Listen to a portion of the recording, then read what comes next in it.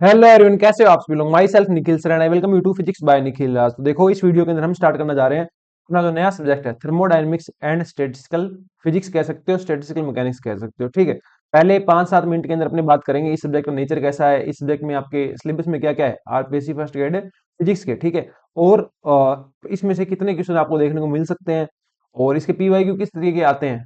ठीक है ना, और इससे पहले आपको क्या तैयारी करनी चाहिए। ठीक है ना, जैसे सर्दियां आती है ना, उनकी तैयारी करते हो ना कि हाँ गर्म कपड़े निकाल लो, ठीक इसी तरीके से थर्मोडायनेमिक्स एंड स्टैटिकल फिजिक्स पढ़ने से पहले भी मैं आपको बताऊंगा कि आपको पढ़ने क्या आना है। ठीक है ना, वो आप जब पढ़ के आओगे ना, उसके बाद ही आप थर्मोडायनेमिक्स एंड स्टैटिस्टिकल मैकेनिक्स शुरू करोगे। ठीक है ना, ऐसा नहीं है कि आप कहीं से भी सीधा देखना स्टार्ट कर दोगे। ठीक है ना, तो वहां आपको उतना मजा नहीं आएगा। ओके, तो पूरा मजा आए, पूरा फील आए, पूरी अंडरस्टैंडिंग रहे, उसके लिए आपको वो चीजें पढ़ के आनी पड़ेगी। ठीक है, अपने स्टार्ट करने जा रहे हैं आज thermodynamics thermodynamics and statistical mechanics, जिसका हिंदी अर्थ होता है ऊष्मागतिकी और सांख्यिकी है भौतिकी। ठीक है ना, अपने पास सांख्यिकीय भौतिकी नहीं कह सकते तुम, सांख्यिकीय भौतिक विज्ञान कह सकते हो। ठीक है ना, अब देखो अपने पास थर्मोडायनेमिक्स क्या होती है।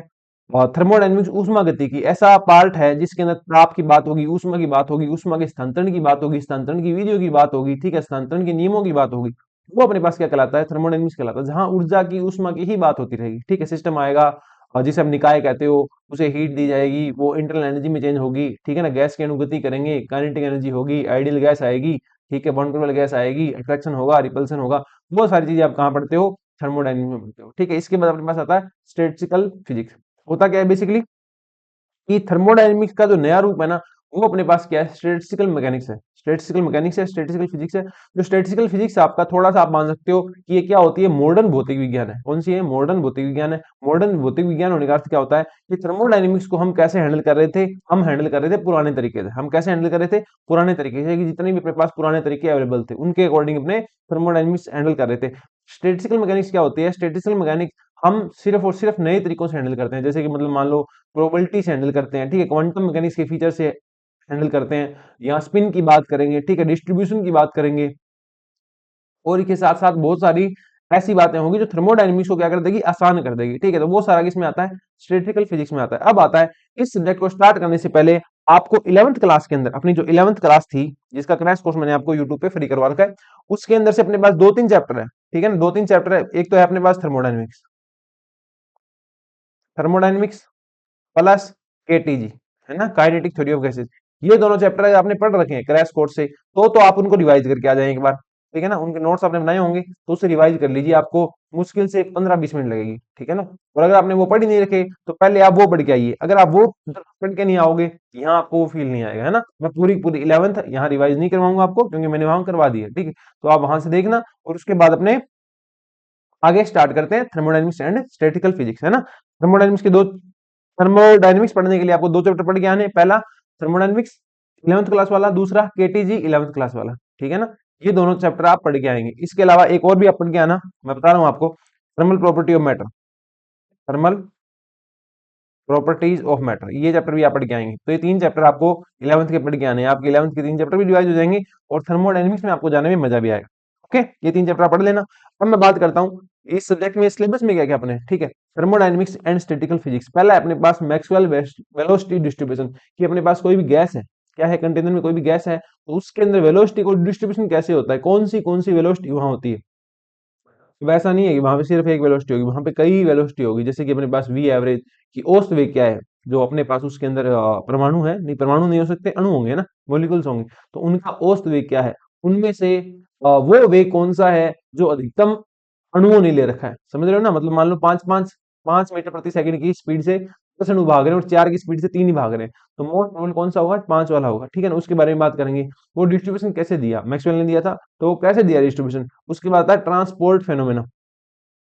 ट्रांसपोर्ट फेनोमेना क्या होता है, ट्रांसफर हो जाना। ठीक है ना, अभिगमन परिघटना है, वहां क्या होगा, गमन होगा। जैसे कि मतलब मान लो डेंसिटी की बात कर लेते हैं अपने, डेंसिटी में डिफरेंस कर दो आप। ठीक है ना, यहाँ डेंसिटी कम है किस चीज की, यहाँ ज्यादा है। जैसे कि मतलब मानो मिट्टी है, एक बर्तन में क्या है, मिट्टी, आपके उसमें क्या करो, पानी डालो, है ना, तो धूल के कण धीरे धीरे क्या होंगे, ऊपर आएंगे। धूल के कण धीरे धीरे क्या होंगे, ऊपर आएंगे। है ना, मिक्स करोगे ना तो वो ऊपर आएंगे। ऐसा क्यों हो रहा है, क्योंकि नीचे तो क्या है, डेंसिटी ज्यादा है ना, और ऊपर क्या है, मिट्टी की डेंसिटी कम है, तो वो धीरे धीरे कहाँ आएंगे, ऊपर आएंगे। अब आप कहोगे सर वो तो गुरुत्वाकर्षण के कारण नीचे बैठ जाएंगे, अरे हिलाने के कारण, हिलाने के कारण क्या हो जाएंगे, ऊपर आ जाएंगे। ऐसा क्यों हो रहा है कि नीचे क्या है, डेंसिटी ज्यादा है, ऊपर क्या है, डेंसिटी कम है। इसके अलावा और देखो, आप जैसे साई है, साई को भर दो एक, या थैली में, कपड़े की थैली में भर दो, उसको पानी में लटकाओ, तो उसकी साई धीरे धीरे क्या होगी, बाहर जाएगी। क्यों? क्योंकि जो साई है ना, उसकी डेंसिटी थैली में ज्यादा है और बाहर क्या है, कम है। डेंसिटी में डिफरेंस होने के कारण क्या होगा, ट्रांसपोर्ट होगा। किसका ट्रांसपोर्ट होगा, पार्टिकल्स का ट्रांसफर होगा, है ना।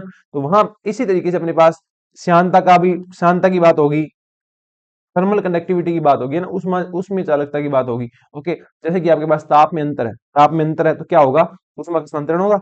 देखो फिलहाल क्या चल रही है, सर्दी चल रही है, तो रूम के बाहर अपने पास क्या है, तापमान कम है, अंदर क्या है, रूम के तापमान गर्म है। तो जैसे ही आप क्या करोगे, रूम खोलोगे, तो अंदर की गर्मी कहाँ जाएगी, बाहर जाएगी, है ना। और आपको लगेगा बाहर से क्या आ रही है, सर्दी अंदर आ रही है ना। एक ही बात है, तापमान में जो अंतर होगा ना, तो उच्च ताप से निम्न ताप की ओर उसमें क्या होता है, प्रवाह होता है। तो ये प्रवाह प्रति सेकंड कितना होगा, है ना, ये अपने पास क्या कहलाती है, थर्मल कंडक्टिविटी, इसी से रिलेट करती है। ठीक है, तो ये अपने पास है। अगला डिफ्यूजन आपको आ गया, मैंने बता ही दिया। इंटरलेशन की जो कोफिशिएंट बनेंगे, कोफिशिएंट बनेंगे, नियतांक बनेंगे, उनमें इंटरलेशन क्या है। ठीक है, उसके बाद अपने पास आ जाएगी क्लोसियस क्लैपेरॉन इक्वेशन। ठीक है, काफी इंपॉर्टेंट इक्वेशन है, इसकी हेल्प से अपने डिफाइन कर पाएंगे कि जब बर्फ बर्फ जमती है, ठीक है, तो उसके अंदर ताप और दाब से क्या प्रभाव पड़ता है। वेपर प्रेशर कर्व की बात करेंगे कि अपने पास जो वाष्प है और दाब जो है, उनके बीच का ग्राफ कैसा आता है। मैक्सवेल रिलेशन, थर्मोडायनामिक्स के अंदर मैक्सवेल ने क्या दिया था, काफी रिलेशन दिए थे, जो अपने पास इंट्रिंसिक भी आएंगे और इंट्रिंसिक और एक्सट्रिंसिक अपने पास वेरिएबल्स आएंगे। और थर्मोडायनामिक्स के अंदर एस हो गया, एंट्रोपी हो गया, टी टेम्परेचर हो गया, पी प्रेशर हो गया, इंटरनल एनर्जी हो गया, इन सब के अंदर रिलेशन कौन देगा, मैक्सवेल बताएगा, और उनकी एप्लीकेशन भी देगा। ठीक है ना, प्रोडक्शन ऑफ लो टेम्परेचर, कि आप लो टेम्परेचर को उत्पन्न कैसे कर सकते हो। लो टेम्परेचर का मतलब ये नहीं 5 डिग्री 7 डिग्री नहीं, इससे बहुत ज्यादा कम अपने को टेम्परेचर को कम करना है। ठीक है ना, तो वो कैसे कैसे पॉसिबल है। उसके बाद आता है जूल थॉमसन एक्सपेंशन। देखो, जब आप काम करते हो तो आप क्या होते हो, थकते हो। इसी तरीके से गैस को क्या किया जाए, एक्सपेंड किया जाए, गैस को क्या किया जाए, एक्सपेंड किया जाए, तो उसकी उस ऊर्जा में क्या होगी, इंटरनल एनर्जी में क्या होगी, हानि होगी। इंटरनल एनर्जी में हानि होगी तो उसका ताप गिरेगा। ये अपने पास क्या आता है, जूल थॉमसन एक्सपेंशन आता है। ठीक है, इसी के साथ अपने पास आता है Joule Thomson coefficient. Joule Thomson coefficient क्या होता है, यही बताने के लिए कि कौन सी गैस को अगर आप बढ़ाते हो, मतलब खुले में छोड़ते हो, एक्सपेंशन करते हो, तो किसका ताप गिरेगा और उसका किसका ताप बढ़ेगा। ये अपने पास कौन सा बताता है, जेटी बताता है ना, जूल थॉमसन कोफिशिएंट बताता है। यही अब से अपने पास फिर भाषा निकल के आएगी इनवर्स टेम्परेचर की। ठीक है ना, इनवर्स टेम्परेचर की भाषा निकल के आएगी, coefficient for ideal as well as Van der Waals gas. और वहां अपने आइडल गैस और वंडरवाल गैस दोनों के लिए JT coefficient, Joule Thomson coefficient क्या करेंगे, कैलकुलेट करेंगे। उससे पहले ये भी बात की जाएगी कि आइडल गैस कौन सी होती है, वंडरवाल गैस कौन सी होती है। प्रत्येक गैस अपने पास आइडल तो हो नहीं सकती, आइडल तो सिर्फ शब्द है ना, कोई नहीं होता आइडियल। तो रियल जो गैस है उसके लिए समीकरण दी थी एक नई वंडरवाल ने, वंडरवाल समीकरण। ठीक है, उस समीकरण को देखेंगे। टेम्परेचर इन्वर्जन, जो इनवर्स टेम्परेचर है या टेम्परेचर इन्वर्जन है, वो यहाँ मैंने अभी बात की थी ना, इनवर्स टेम्परेचर व्युत्क्रमण ताप, वो वहां आएगा, तब उसकी बात करेंगे। रीजनरेटिव कूलिंग, पुनर्निवेशी शीतलन। ठीक है ना, कि किसी चीज को बार बार ठंडा करना, ये अपने पास क्या होता है, पुनर्निवेशी शीतलन जैसा कुछ होता है। कूलिंग बाय एडियाबेटिक डिमाइटेशन, और रुद्धोष्म विचुंबकन द्वारा भी आप तापमान कम कर सकते हो, उसकी बात करेंगे ना, कि ताप विद्युत क्षेत्र विद्युत क्षेत्र चुंबकीय क्षेत्र लगाओ हटाओ, फ्लक्स में चेंज करते रहो, ताप गिरता है, ऐसा कुछ देखेंगे अपने। लिक्विड हीलियम, हीलियम क्या होता है, दो तरीके का होता है, He1 और He2, दोनों के अंदर क्या होते हैं, डिफरेंट डिफरेंट नेचर होते हैं। ठीक है, तो उनकी स्टडी करेंगे अपने। सुपर फ्लूइडिटी, ये बहुत शानदार तरीके से बहते हैं, इसी कंडीशन के अंदर ये बहुत शानदार तरीके से बहते हैं नॉर्मल लिक्विड की तुलना में। ठीक है, तो उसकी बात करेंगे। नर्नेस्ट हीट इक्वेशन, नर्नेस्ट हीट इक्वेशन आएगी एक हीट की इक्वेशन, उसकी बात करेंगे। ये तो रहेगा अपने पास किसका पार्ट है, थर्मोडायनेमिक्स का पार्ट। आप देख सकते हैं थर्मोडायनेमिक्स का पार्ट क्या है, अच्छा है ना, काफी बड़ा बड़ा सा है। और दूसरा क्या आता है उसके बाद, स्टैटिस्टिकल मैकेनिक्स आती है ना। स्टैटिस्टिकल मैकेनिक्स के अंदर ये आपको क्या पूछेगा, फेस की बात करेगा। ठीक है ना, फेस फेस किसका कॉन्सेप्ट है, पी और क्यू, कोऑर्डिनेट और मोमेंटम की बात करेगा, है ना। ये अपने पास आप कहाँ पहुंच गए, क्वांटम मैकेनिक्स में पहुंच गए थोड़े थोड़े। तो स्टैटिस्टिकल मैकेनिक्स क्या है, क्वांटम मैकेनिक्स ही है। ओके, तो फेस फेस की बात करेंगे। माइक्रो एंड मैक्रो स्टेट की बात करेंगे। ठीक है ना, माइक्रो होता है बहुत डेप्थ में जाके चीजों को देखना, मैक्रो होता है ऊपर ऊपर से बता देना। ठीक है, इन सब चीजों की बात करेंगे। जो आपकी थर्मोडायनेमिक्स थी, वो मैक्रोस्कोपिक पे चलती थी, किस पे चलती थी, मैक्रोस्कोपिक की चलती थी। जबकि जो माइक्रो अपने पास स्टैटिस्टिकल मैकेनिक्स है, या स्टैटिस्टिकल फिजिक्स जो है, वो अपने पास किस पे चलती है, माइक्रो स्टेट्स माइक्रो स्टेट्स पे चलती है ना। माइक्रो की बात करेगी, माइक्रो वेरिएबल्स की बात करेगी। थर्मोडायनेमिक प्रोबेबिलिटी, ठीक है ना, प्रोबेबिलिटी आ गई यहाँ पे, स्टैटिस्टिकल मैकेनिक्स प्रोबेबिलिटी पे चलेगी। तो कौन सी घटना होनी, कितनी प्रोबेबिलिटी है, उसकी बात भी कौन करेगी, स्टैटिस्टिकल मैकेनिक्स करेगी। Relation between entropy and thermodynamical probability, क्या रिलेशन होता है थर्मोडायनेमिकल प्रोबेबिलिटी और जो एंट्रोपी तुम्हारी जो अव्यवस्था है, उसमें क्या रिलेशन होता है, इसकी बात हम कहाँ करेंगे, तो स्टैटिस्टिकल मैकेनिक्स में करेंगे। इसके बाद आता है Bose Einstein statics and distribution function. Along distribution function, radiation formula, Fermi Dirac statics and it's distribution function. कि जो बोसोनिक पार्टिकल होते हैं, अभी मैंने जो सॉलिड स्टेट पढ़ाई थी वहां मैंने बात की थी कि जो कॉपर पेयर होते हैं तो वो इकट्ठे हो जाएंगे, तो वो क्या बना देंगे, बोसोन बनेगा मिलके, है ना। स्पिन हाफ है तो क्या हो जाएगी, या तो स्पिन जीरो हो जाएगी या स्पिन वन हो जाएगी। तो वहां अपने पास बोस आइंस्टाइन स्टैटिक्स अप्लाई होगी और उसका डिस्ट्रीब्यूशन आएगा कि कैसे कैसे पार्टिकल का डिस्ट्रीब्यूशन वहां होता है, ठीक है। इसी प्रकार से अपने पास फर्मी डिराक स्टैटिक्स आएगी और उसका डिस्ट्रीब्यूशन भी आएगा। फर्मी डिराक मतलब जो फर्मियंस अपने पास, जो इलेक्ट्रॉन हो गया, प्रोटॉन हो गया, न्यूट्रॉन हो गया ना, उन सब की उन सब का उन सब की स्पिन वगैरह क्या क्या है, उनका डिस्ट्रीब्यूशन आप कैसे करते हो, वो कौन से लॉ फॉलो करते हैं, उनका वेव फंक्शन डिजाइन कर सकते हैं नहीं कर सकते, उन्हें ट्रेस कर सकते हैं नहीं कर सकते, उन्हें अलग अलग डिस्टिंग्विश कर सकते हैं नहीं कर सकते, ये सारी सारी बात कहाँ होगी, फर्मी डार्क स्टैटिक्स में होगी, ठीक है ना। जो आपके पास फर्मी एनर्जी आती है उस टाइम मैंने एक फंक्शन लिखाया था आपको, वही क्या है अपने पास फर्मी डिराक स्टैटिक्स है, ठीक है। और जो क्लासिकल पार्टिकल्स होते हैं, ये दोनों जो पार्टिकल हो गए बोस आइंस्टाइन और फर्मी डिराक, ये आगे क्वांटम में, क्यों, क्योंकि स्टैटिक्स मैकेनिक्स में पढ़ रहे हो आप, ऑब्जर्व कर सकते हो। इससे पहले जो एक अपने पास था एमबी स्टैटिक्स, है ना, मैक्सवेल बोल्टजमान स्टैटिक, ये देखो ये एक तो मैक्सवेल ये रहा, एक बोल्टजमान हो रहेगा इसके साथ, दोनों मिला के एक स्टैटिक्स देंगे, वो क्लासिकल पार्टिकल के लिए होगी, वो क्या कहलाएगी, एमबी स्टैटिक्स, ठीक है ना। गैस के अणुओं का डिस्ट्रीब्यूशन आप कैसे दोगे, वहां अपने क्या काम में लेते हैं, मैक्सवेल बोल्टजमान स्टैटिक्स लेते हैं। ये था अपने पास बेसिक बेसिक क्या क्या अपने पढ़ने जा रहे हैं ना। होता क्या है कि जब भी आप कोई सब्जेक्ट स्टार्ट करते हो ना, पता होना चाहिए कहाँ पे क्या है, क्या क्या पढ़ेंगे क्या नहीं पढ़ेंगे। इस यहाँ पे क्वेश्चन की बात करूं मैं, 5 से 6 क्वेश्चन आपको यहाँ से देखने को मिल सकते हैं, ठीक है ना। काफी अच्छा सब्जेक्ट है। थर्मोडायनेमिक्स बच्चे यूजुअली पढ़ते नहीं है, ठीक है ना, छोड़ देते हैं, स्किप कर देते हैं, टफ लगती है, टफ नहीं है। थर्मोडायनेमिक्स के अंदर क्या है, आपको चीजें थोड़ी याद रखनी है, और जब आप उन पे क्वेश्चन करोगे ना, बार बार बार बार क्वेश्चन करोगे ना, तो वो आपकी चीजें दिमाग में सेट बैठ जाती है, ठीक है ना। थर्मोडायनेमिक्स के अंदर फॉर्मूले काफी आएंगे याद रखने वाले। अब तक क्या था, बाकी के अंदर क्वांटम के अंदर समझने समझने में आप चल रहे थे, थर्मोडायनेमिक्स में क्या होगा, काफी काफी आपको चीजें याद भी रखनी पड़ेगी, जिनसे आप क्वेश्चन करोगे ना तो अपने सारे कॉन्सेप्ट क्लियर होते रहेंगे, है ना। मेन यहाँ पे वही है, कोई कॉन्सेप्ट लिख लिया, उस कॉन्सेप्ट को एक्सप्लेन कर दिया, यहाँ पे कौन सी चीज क्या है उस पर क्वेश्चन कर दिया, बस आपके लिए इतना मोर देन इनफ है, ठीक है ना। बड़े बड़े डेरिवेशन भी यहाँ पे होते हैं, वो मैं करूंगा नहीं, ओके, वो मैं स्किप करूंगा, अपने सिर्फ जल्दी याद रखेंगे उनके, क्योंकि अपने जो जिस पॉइंट ऑफ व्यू से अपने पढ़ रहे हैं, एग्जाम पॉइंट ऑफ व्यू से पढ़ रहे हैं, आरपीएससी क्रैक करने के व्यू से पढ़ रहे हैं, तो आपका वो पॉइंट कंप्लीट हो, ठीक है ना। वरना मैं ऐसे डेरिवेशन करवाते ही रह जाऊंगा और तुम इसी में उलझ के रह जाओगे, ठीक है ना, कि कहाँ से क्या पढ़ना है, ओके। तो स्टार्ट करते हैं, थर्मोडायनेमिक्स एंड स्टैटिस्टिकल फिजिक्स, ठीक है ना। यहाँ पे फिक्स फॉर्मूले हैं, फिक्स क्वेश्चन आते हैं, तो आपको उसी अकॉर्डिंग चलना है, ओके। तो आ जाओ स्टार्ट करते हैं, thermodynamics and statistical mechanics, okay. ये मैं इरेज कर देता हूँ पूरा का पूरा, बस यहाँ पे चैप्टर लिख देता हूँ मैं, कौन से पढ़ के आने हैं आपको। थर्मोडायनेमिक्स 11 से थर्मोडायनेमिक्स पढ़ के आना है, और क्या पढ़ के आना है, थर्मल प्रॉपर्टीज ऑफ मैटर,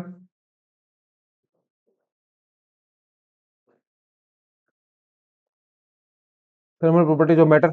और एक और अपने को और पढ़ना है, क्या पढ़ना है अपने को, KTG kinetic theory of gases,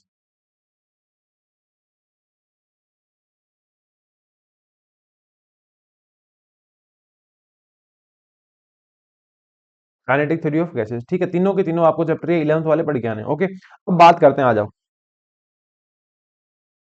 अब अपने स्टार्ट करने जा रहे हैं अपना थर्मोडायनेमिक्स जो स्टेप, और जो अपने पास चैप्टर है इसके अंदर देखो, पहला चैप्टर था अपने पास मैक्सवेल वेलोसिटी डिस्ट्रीब्यूशन, ठीक है। तो यही हेडिंग डालो आप, हेडिंग डालिए Maxwell law of distribution of,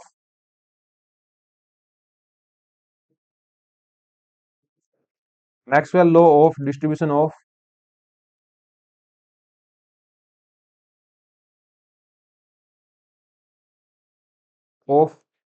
velocity, ठीक है, हिंदी में लिख दो, मैक्सवेल का वेग वितरण नियम।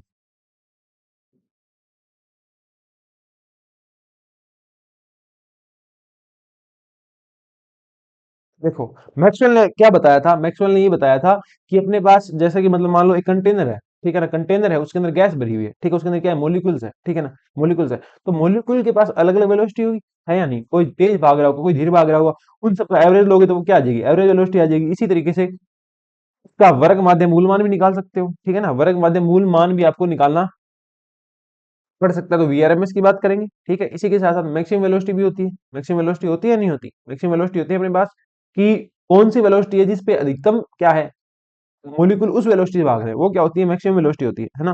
मोस्ट प्रोबेबल वेलोसिटी होती है, मोस्ट प्रोबेबल अधिकतम पर संभाव्य वेग, ठीक है। की बात करेंगे वो कैसे कैसे आता है। ठीक है, मैक्सवेल ने उन सब के बारे में बताया।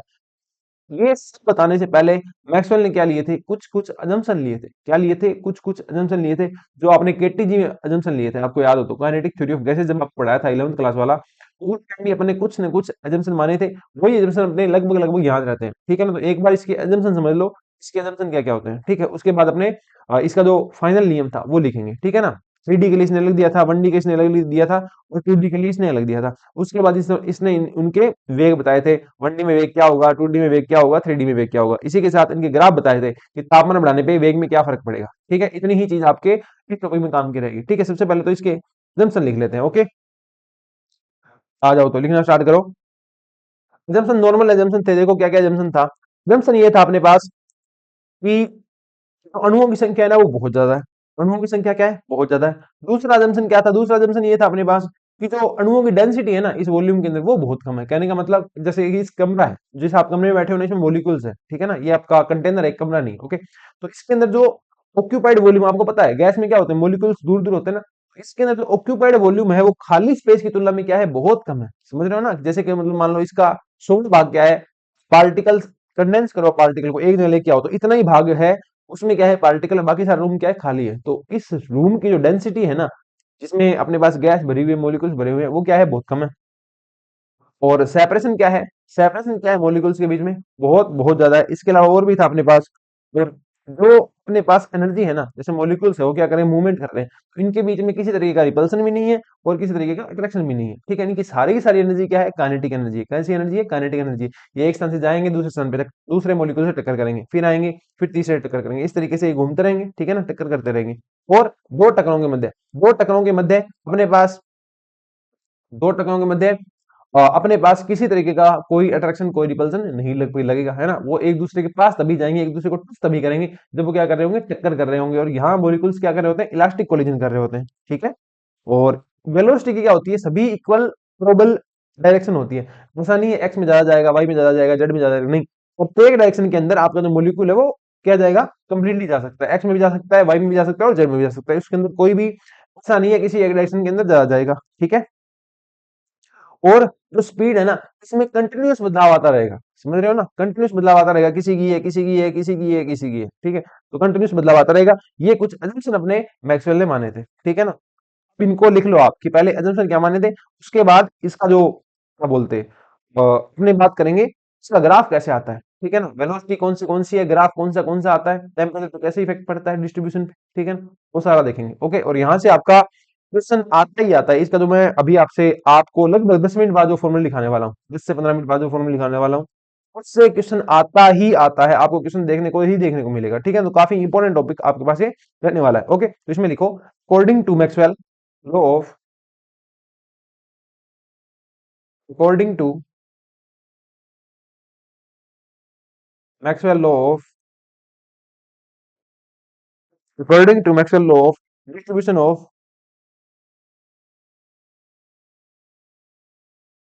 Distribution of molecular, distribution of molecular velocities, velocities several simplifying,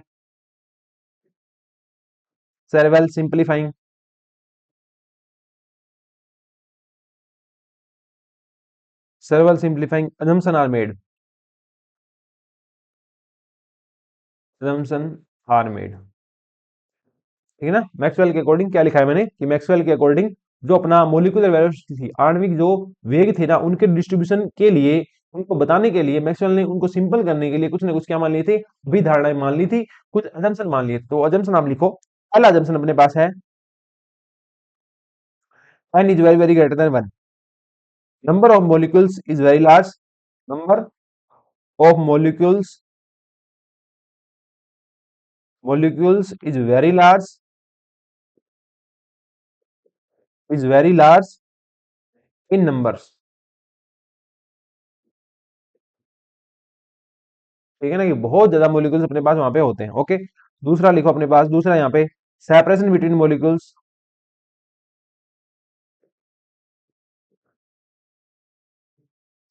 separation between molecules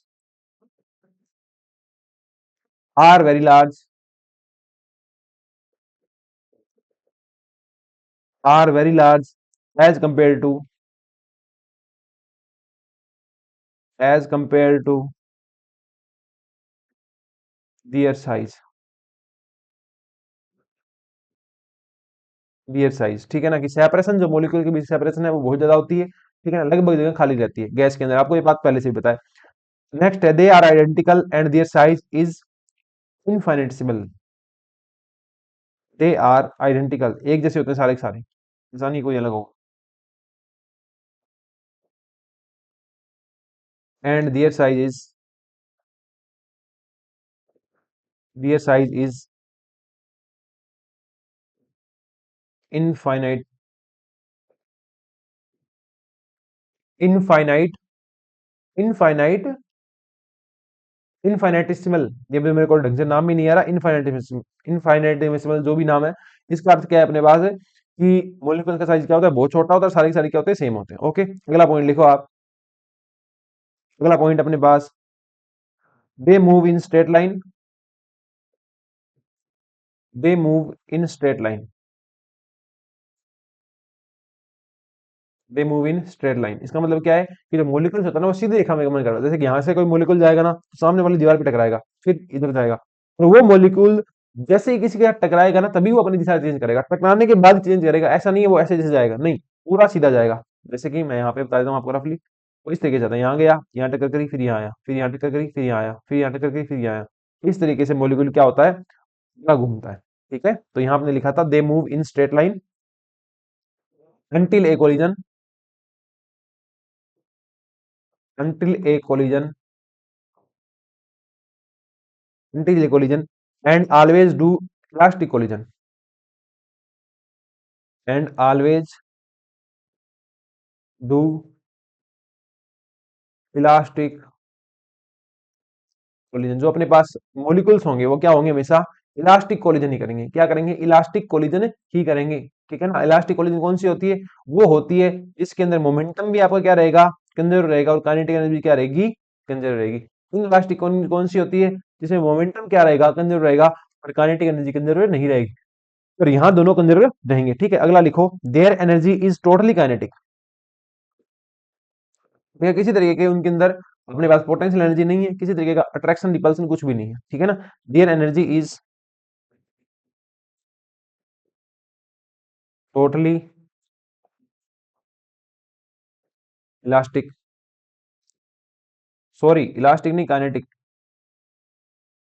kinetic है ना, गतिज ऊर्जा ही है उनके पास कोई भी तुम्हारी स्थिति वगैरह कोई ऊर्जा नहीं है। ठीक है, दूसरा आता है जो नंबर डेंसिटी है, वो उनकी N equal to N by V है। ठीक है ना, यहाँ पे एन क्या है, स्मॉल एन क्या है, नंबर डेंसिटी, नंबर डेंसिटी एकांक आयतन में पाए जाने वाले मॉलिक्यूल की संख्या, नंबर डेंसिटी बराबर, ऊपर क्या आ जाएगा, टोटल मॉलिक्यूल्स, टोटल मॉलिक्यूल्स, नीचे क्या आ जाएगा, टोटल वॉल्यूम। ठीक है, ऊपर आ जाएगा टोटल मॉलिक्यूल्स और नीचे आ जाएगा टोटल वॉल्यूम। तो नंबर डेंसिटी अपने पास क्या है, ऊपर क्या है अपने पास टोटल मॉलिक्यूल्स और नीचे क्या है, total volume.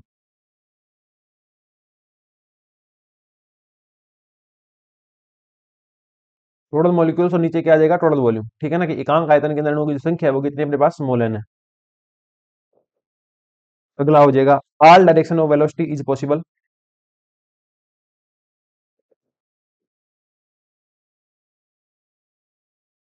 Of velocity is possible. ठीक है, और यहाँ पे एक चीज और देखो आप, कि ये मैंने बता दिया सब की सब दिशाएं जो होती है वो पॉसिबल होती है वेलोसिटी के लिए, ऐसा नहीं है कोई कोई एक है ना उसी के अंदर ज्यादा वेग होगा, ऐसा कुछ नहीं है।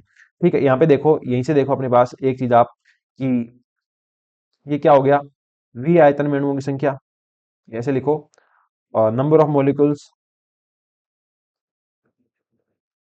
Molecules in V volume, V volume के अंदर नंबर ऑफ मॉलिक्यूल्स कितने हैं, कैपिटल एन है, जो क्या है, स्मॉल एन गुना वी है। ठीक है, इसी तरीके से number of molecules, molecules in in dV volume. ठीक है ना, कि number of molecules in dV volume कितने हैं, एन की जगह क्या आ जाएगा, डी एन, एन का क्या है, एन है, और ये क्या है, डीवी। ठीक है ना, कि डीवी आयतन के अंदर अणुओं की संख्या कितनी है, डी एन है। Number of molecules in dV volume, तो वो कितनी हो जाएगी डीएन, वो क्या हो गया अपने पास एनडीवी है, ठीक है ना। डीवी आयतन के अंदर मोलिक्यूल की जो संख्या है वो डीएन है, जो आपका घनत्व है, संख्या घनत्व है अणुओं का, वो कभी चेंज होगा नहीं। ओके, इसके बाद आठवां आ गया, इसके बाद देखो नौवां, there is continuous, there is continuous change in velocity, there is continuous change in velocity, की आपकी जो वेलोसिटी है, आपकी जो वेग है, उसके अंदर लगातार क्या होता रहता है, चेंज होता रहता है। समझ रहे हो आप, कि ऐसा नहीं है अभी होगा फिर थोड़ी देर बाद अलग होगा फिर कुछ नहीं, कंटिन्यूस चेंज होगा, निरंतर चेंज होती रहेगी। समझ रहे हो, कि जब टकराई तो धीरे हुई, टकराने के बाद क्या होगी, वो एकदम तेज होगी, है ना, तो धीरे धीरे जा रही है, जा रही है, धीरे धीरे बढ़ते बढ़ते, इस प्रकार क्या होता है, कंटिन्यूस वेलोसिटी के अंदर क्या होता है, चेंज होता है। तो देखो अपने पास आता है, अपने पास जो मेन काम है, ठीक है ना। देखो मैक्सवेल ने ये बताया था कि आपके पास मान लो एक स्पीड है v और एक स्पीड है v प्लस डीवी, एक है v और एक है v प्लस डीवी। इसके अंदर अपने पास अणुओं की संख्या जो है, अपने पास अणुओं की जो वेग वितरण आप दोगे ना, प्रोबेबिलिटी दोगे आप, कि कितनी प्रोबेबिलिटी है कि v और v प्लस डीवी के अंदर अपने पास क्या हो, अपने पास वेलोसिटी है। समझ रहे हो आप मेरी बात, कि अपने पास क्या कितनी प्रोबेबिलिटी कितनी है कि अणुओं का जो वेग है ना, वो v से v प्लस डीवी के बीच में हो। समझ रहे हो, जो जो सेपरेशन है, जो वेलोसिटी का सेपरेशन है, वो कितना हो, डीवी हो। ये 3D में अलग होगा, 2D में अलग होगा, 1D में अलग होगा, हो सकता है ना, वेग 1D में भी हो सकता है, 2D में भी हो सकता है, 3D में भी हो सकता है। गैस तो 3D में ही होगी, लेकिन उसका जो वेग है वो तीनों तीन दिशाओं में हो सकता है ना, 1D में भी हो सकता है, 2D में भी हो सकता है और 3D में हो सकता है। तो उसका डिस्ट्रीब्यूशन किस तरीके से दिया जाएगा, उसकी प्रोबेबिलिटी किस तरीके से दी जाएगी, वो मैक्सवेल ने बताया, वो आप लिखो। फॉर्मूले से आएंगे, उन्हें बस सीधा एक्सप्लेन नहीं करना। ओके, तो इसमें लिखो probability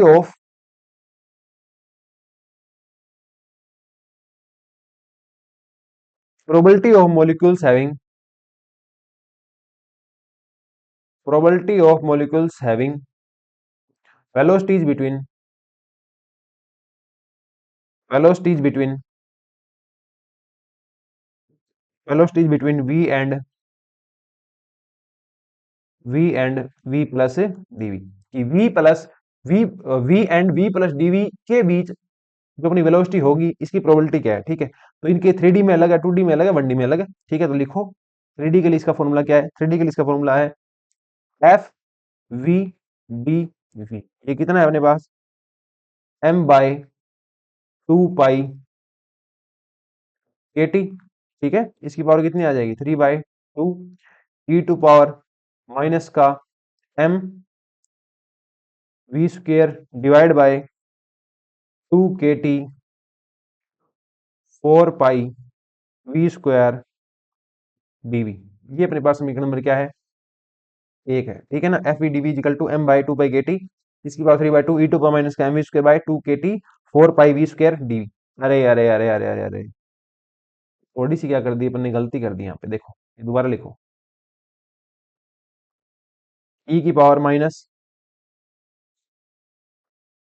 M V square, okay, और 2 पाई के टी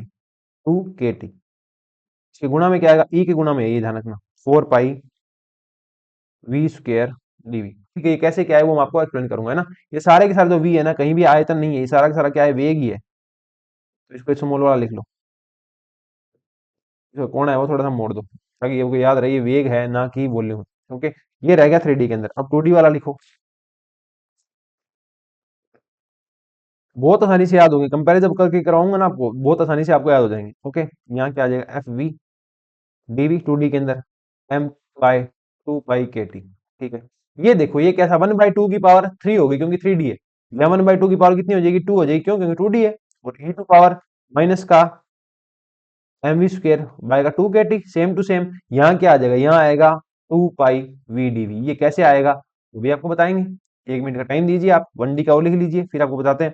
ये आएगा अपने पास एफ वी डी वी बराबर m/2 पाई, 2 पाई के टी। इसकी पावर 1/2 है, 1D है, तो पावर 1 आएगी तो 1 ही रहेगा, है ना। तो ई टू पावर माइनस का M V square divide by 2 KT, okay. और इधर क्या आ जाएगा अपने पास, डीवी आ जाएगा, ठीक है। समझो बात, तीनों के जो प्रोबेबिलिटी आपने बताई है ना, वो समझो आप।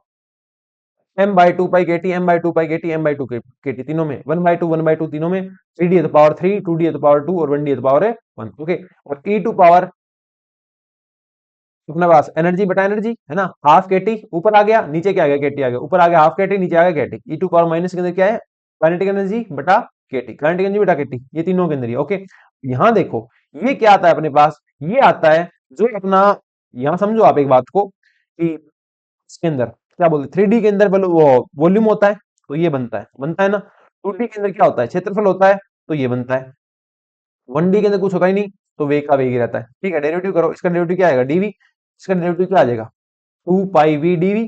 ओके, और इसका क्या आ जाएगा, 4/3 पाई 3v² dv, 3 से 3 चला जाएगा, तो ये क्या आ जाएगा, ये आएगा 4πv²dv। ओके, तो ये देखो अपने पास ये तीनों चीजें ना अपने पास। ठीक है, देख लो ये मैंने लिखी है, देख लो ये यहाँ लिखी है, यहाँ लिखी है, ये क्या है यहाँ लिखी है। ठीक है ना, तो ये क्या है, v का डेरिवेटिव v है, v अपने पास, वो 3D की बात करोगे तो वॉल्यूम है, तो उसका डेरिवेटिव है, 2D की बात करोगे तो क्षेत्रफल है, उसका वॉल्यूम है, उसका डेरिवेटिव है, और तीसरा क्या है, सिंपली ये v है, तो उसका डेरिवेटिव है। ठीक है, इसके बाद आता है इसका ग्राफ।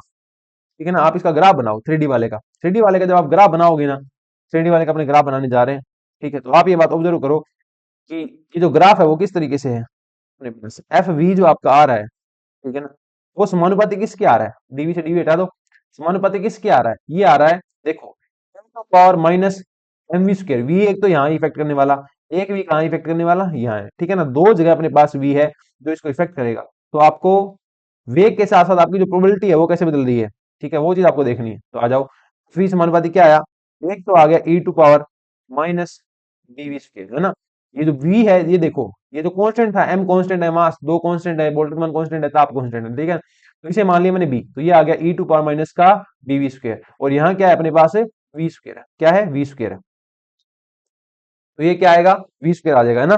तो ये अपने पास क्या है, देखो एफ वी अपने पास समानुपाती क्या आ गया, एफ वी समानुपाती अपने पास आ गया v² और ई टू पावर माइनस का bv²। ठीक है, इसका आप ग्राफ बनाओ, इसका अगर आप ग्राफ बनाओ तो आपको पता है इनिशियल वैल्यू के लिए v² क्या रहेगा, इफेक्ट में रहेगा। ठीक है ना, लो वैल्यू के लिए, ठीक है, और हायर वैल्यू के लिए क्या रहेगा अपने पास है, ये वाला इफेक्ट में रहेगा। ठीक है, तो इसका आप ग्राफ बनाओगे तो ये ग्राफ कुछ इस तरीके का आएगा, देखो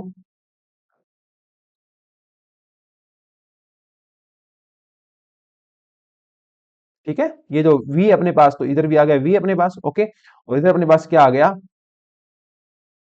ये जो आपका प्रोबेबिलिटी है ये आ गई। ओके, या कह दो डिस्ट्रीब्यूशन फंक्शन कह दो चाहे इसको, वो आ गया। ओके, अब देखो अपने पास क्या है, शुरुआत में v² काम करेगा, v² काम करेगा तो स्क्वायर के हिसाब से बढ़ेगा, ये लो बढ़ गया, बढ़ गया, और उसके बाद क्या होगा, उसके बाद अपने पास ये ई टू पावर माइनस एक्स के हिसाब से घट रहा है ना, मतलब डीके हो रहा है, एक्सपोनेंशियली डीके हो रहा है, तो ये लो एक्सपोनेंशियली क्या हो जाएगा, ये डीके हो जाएगा।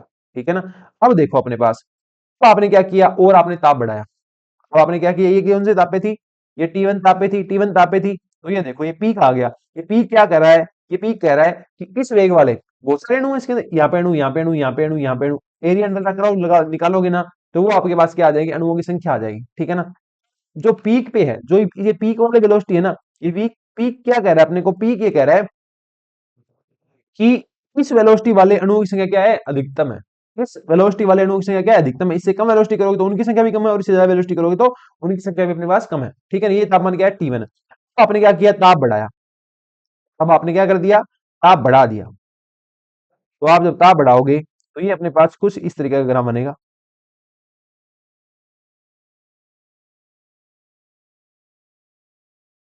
ठीक है, अब इसमें देखो मोस्ट प्रोबेबल जो अपने पास,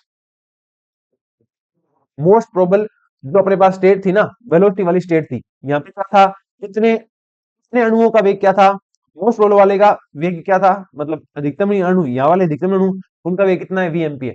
तो जब ताप बढ़ाओगे तो उन अधिकतम वाले का ताप बढ़ेगा ना, बढ़ेगा ना, तो वो कहाँ खिसक जाएगा, ये पीक कहाँ खिसक जाएगा, आगे खिसक जाएगा। ठीक है ना, और इनका जो वेलोसिटी वो डिस्ट्रीब्यूट हो जाएगी, थोड़ी अव्यवस्था फैल जाएगी, जैसे ताप बढ़ाओगे आप, है ना, तो वेलोसिटी का पीक क्या हो गया, थोड़ा सा कम हो गया। ठीक, अणुओं की संख्या पहले जितनी थी उतनी अब है, तो दोनों बार जो एरिया अंडर द कर्व है ना, वो क्या रहेगा, सेम रहेगा। ये किसका ग्राफ अपने पास, T2 का ग्राफ। ठीक है, T2 टेम्परेचर के ऊपर जो मोस्ट प्रोबेबल वेलोसिटी है वो वीएमपी थोड़ी सी आगे खिसक गई, पीक जो थी वो थोड़ी नीचे आ गई, क्यों, अव्यवस्था फैल गई। ठीक है ना, तो अपने पास ये area under the curve same रहेगा क्योंकि अणुओं की संख्या सेम है। ठीक है, पर T1 के ऊपर वीएमपी यहाँ था और T2 के ऊपर वीएमपी यहाँ आ गया। अपने अगर और ताप बढ़ाएं और ही ज्यादा क्या कर दें, ताप बढ़ा दें, तो देखो तो ये कैसे चलेगा। तो ये कुछ इस तरीके से हो जाएगा। ठीक है, इसको आगे ले आओ ग्राफ को। ओके, अब अपने पास पीक कहाँ आ गया, यहाँ आ गया। तीनों बार एरिया अंडर द जो कर्व है ना, वो क्या रहेगा अपना, सेम ही रहेगा। ये अपने पास इस बार क्या आ गया, वीएमपी आ गया। इसको 3 बोल दो, इसको 2 बोल दो, इसको 1 बोल दो। ये किसके लिए है अपने पास, ये T3 के लिए। अब आपको पता है मैंने ताप क्या किया है, बढ़ाया है, तो T1 क्या है, लेस देन है T2 से, और लेस देन क्या है, T3 है। वीएमपी का मान देखो ना, आप देख सकते हो वीएमपी 3 जो थी ना, वो सबसे क्या थी, ज्यादा थी। वीएम अपने पास P3 सबसे ज्यादा, 2 उससे कम, और एम सबसे, MP1 सबसे कम। या आप यहाँ पे ये भी ऑब्जर्व कर सकते हो, ताप बढ़ाने के साथ साथ भी बड़ा था। बड़ा कैसे था वो पता नहीं, पर बड़ा था।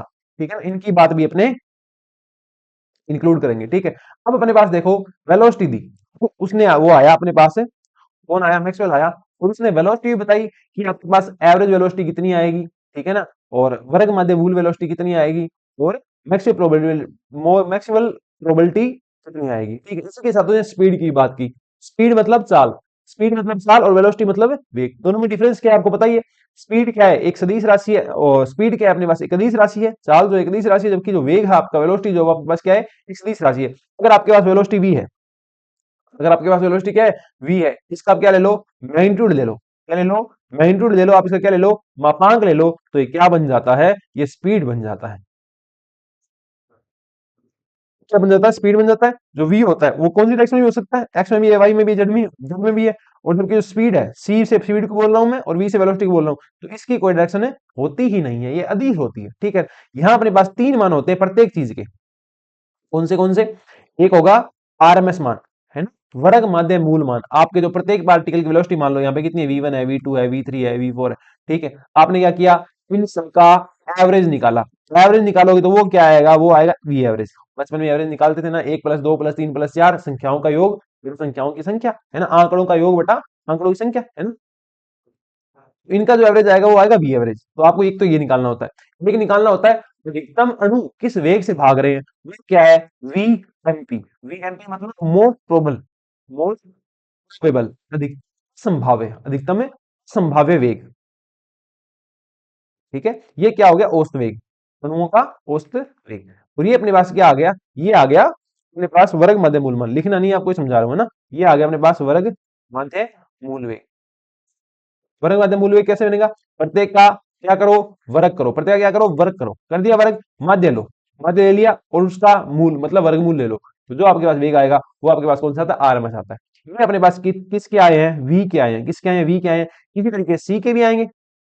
सी में बसंतर इतना ही है, यूज करने से पहले क्या ले लेना, मैग्नीट्यूड ले लेना। क्या ले लेना, मैग्नीट्यूड ले लेना। ठीक है, तो वीएमपी क्या है, सीएमपी क्या आएगी, अधिकतम पर संभाव्य चाल। ठीक है, सी एवरेज क्या आएगी, अधिकतम औसत वेग, औसत चाल आएगी। क्या आएगी, औसत चाल आएगी। प्रत्येक का पहले मैग्नीट्यूड लो, सबको पॉजिटिव कर दो, क्योंकि वेलोसिटी तो दोनों होगी, पॉजिटिव नेगेटिव। जो आपका सी एवरेज आएगा, जो चाल आएगी, वो सिर्फ और सिर्फ क्या होती है, पॉजिटिव होती है। तो इन सबका क्या ले लो आप, मैग्नीट्यूड ले लो। मैग्नीट्यूड लेने के बाद क्या कीजिए, इनसे एवरेज निकालिए। ठीक, और उससे जो अगला अपने पास आता है, वो आता है अपने पास आरएमएस। क्या आता है, आरएमएस वैल्यू अपने पास आती है। आरएमएस वैल्यू क्या आएगी, स्पीड की। स्पीड की आरएमएस चाहिए ना आपको, देखो क्या करा है, वर्ग, वर्ग कीजिए। अरे देखो बात सुनो ध्यान से, वेग था उसका भी वर्ग किया था, वीआरएमएस निकालने के लिए वर्ग किया, और सी था उसका भी वर्ग किया। वर्ग करने से सदिश हट जाता है। अरे है या नहीं है, ए वेक्टर डॉट ए वेक्टर क्या होता है, ए स्क्वायर तो होता है। तो इसका चाहे स्क्वायर कर दो, चाहे ये कर दो, आएगा तो ए स्क्वायर। तो अपने पास जो सीआरएमएस और वीआरएमएस क्या होता है, सेम होता है। क्यों, क्योंकि वर्ग लेके इसके अंदर भी वर्ग लेना पड़ेगा, पहले इसमें भी वर्ग लेना पड़ेगा। तो आपका प्लस माइनस का निशान हट गया, वेक्टर था वो हट गया। ठीक है, तो वर्ग लो, वर्ग मध्य लो, है ना, उस निकलो मूल, वर्ग मूल लो। फिर जो आपकी मान आएगी वो क्या है, सीआरएमएस है और वीआरएमएस। अभी तीन आंकड़े अपने पास होते हैं, वीआरएमएस और वी एवरेज और वीएमपी। ठीक है ना, वर्ग मध्य मूल वेग, और औसत वेग, और अपने पास अधिकतम संभाव्य वेग। इसी के साथ अपने पास ये तो क्या है, ये तीनों 1D में भी होंगे, ये तीनों 2D में भी होंगे, ये तीनों 3D में भी होंगे। अब सुनो बात ध्यान से, आपके पास सी है, वी है, दो हो गए। ठीक है, दो के अंदर तीन तीन मान है, औसत वाला है, ठीक, अधिकतम संभाव्य वाला है, और वर्ग वाले मूल वाला है। तो कितने हो गए, सी के पास कितने हैं, तीन है। ठीक है, इसके पास भी कितने हैं, तीन है। तीन इसके हो गए, तीन इसके हो गए। अब 3D में होते हैं, तो 1D 2D 3D। तीन इसके पास, तीन इसके पास, तो 9 मान तो इसके हो गए, 9 मान इसके हो गए, 18 मान हो गए। टोटल मान कितने हो गए, मान हो गए। अब आप कहोगे सर ये याद कैसे रहेंगे? ये याद भी रहेंगे आपको, मैं अभी लिखाऊंगा ना, लिखाने के साथ ही आपको याद रह जाएंगे, है ना, और सारे आपको याद रखने भी नहीं। ओके, तो करें बात, अब आपको मोटा मोटी मेरी बात समझ में आ गई होगी कि क्या क्या होता है, क्या क्या कैसे कैसे लिखना है इसके अंदर। अब अपने लिखो एक साथ आप, लिखे इससे पहले यहाँ पे एक बात लिख दो, for every temperature area under the curve will same, for every temperature, for every temperature area under the curve is same, under the curve is same as number of molecules in gas, as number of molecules in gas or container, or container is fixed। ठीक है ना, ये आप कह सकते हो। जैसे जैसे आप क्या कर रहे हो, टेम्परेचर बढ़ा रहे हो ना, तो वी एम पी का मान क्या हो रहा है, बढ़ रहा है। समानुपाती नहीं, मैंने ये नहीं बोला समानुपाती है, पर बढ़ रहा है। समानुपाती मतलब उसके साथ साथ बढ़ेगा, घात में बढ़ेगा, स्क्वायर में बढ़ेगा, कैसे बढ़ेगा वो अपने बाद में देखते हैं। ठीक है ना, ये बात मैंने लिखा ही नहीं है, आप समझ जाओगे कि टेम्परेचर बढ़ाने के साथ साथ आपका जो वीएमपी है वो आगे की तरफ खिसक रहा है। खिसके का ही 100 अणुओं के पास 50 का वेग था, अब आप और दे दोगे तो 50 का 60 हो जाएगा, है ना, थोड़ा सा डिस्टर्बेंस फैला जाएगा, तो 50 पहले 100 अणु थे, अब 80 अणु होंगे। ठीक है ना, इस तरीके से। अब अपने पास लिखो इनके वेग का, वेग का मैं आपको एक जगह ही लिखाना चाहता हूँ, तो वो आप इस तरीके से लिखिए। यहां अपने बात करेंगे किसकी, वेलोसिटी की। यहां अपनी बात करेंगे किसकी, स्पीड की। स्पीड मतलब चाल, वेलोसिटी मतलब वेग। ओके, और ये अपने पास बात करेंगे, तीन होती है अपने पास, तो ये अपने पास होगी वी एवरेज, नहीं वी आर एम एस, और यहाँ वी एवरेज, और यहाँ वी मोस्ट प्रोबल। ठीक है, अधिकतम पर संभावित। यहाँ स्पीड आएगी इसी तरीके से, यहाँ C R M S speed, R M S speed, और यहाँ सी एवरेज औसत स्पीड चाल, और यहाँ पे सी एम पी मोस्ट संभाव्य चाल। ये आएगी अपने पास बात किसकी होगी अब, यहाँ अपने पास बात होगी 3D की। ठीक है, यहाँ अपने पास बात होगी 2D की, और यहाँ अपने पास बात होगी 1D की। ओके, ये अपने पास बात होगी।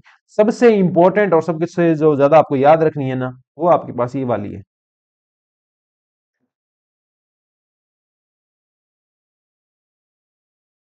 3D के अंदर जो स्पीड होती है ना, वो आपको याद रखनी है, क्योंकि गैस कहाँ मूव करती है, 3D में मूव करती है। तो यहाँ से आपके पास सबसे ज्यादा क्वेश्चन आएंगे, 99% क्वेश्चन यहाँ से रहेंगे, बाकी इनमें से कहीं पूछ सकते हैं। ठीक है, देखें, आ जाओ तो देखते हैं।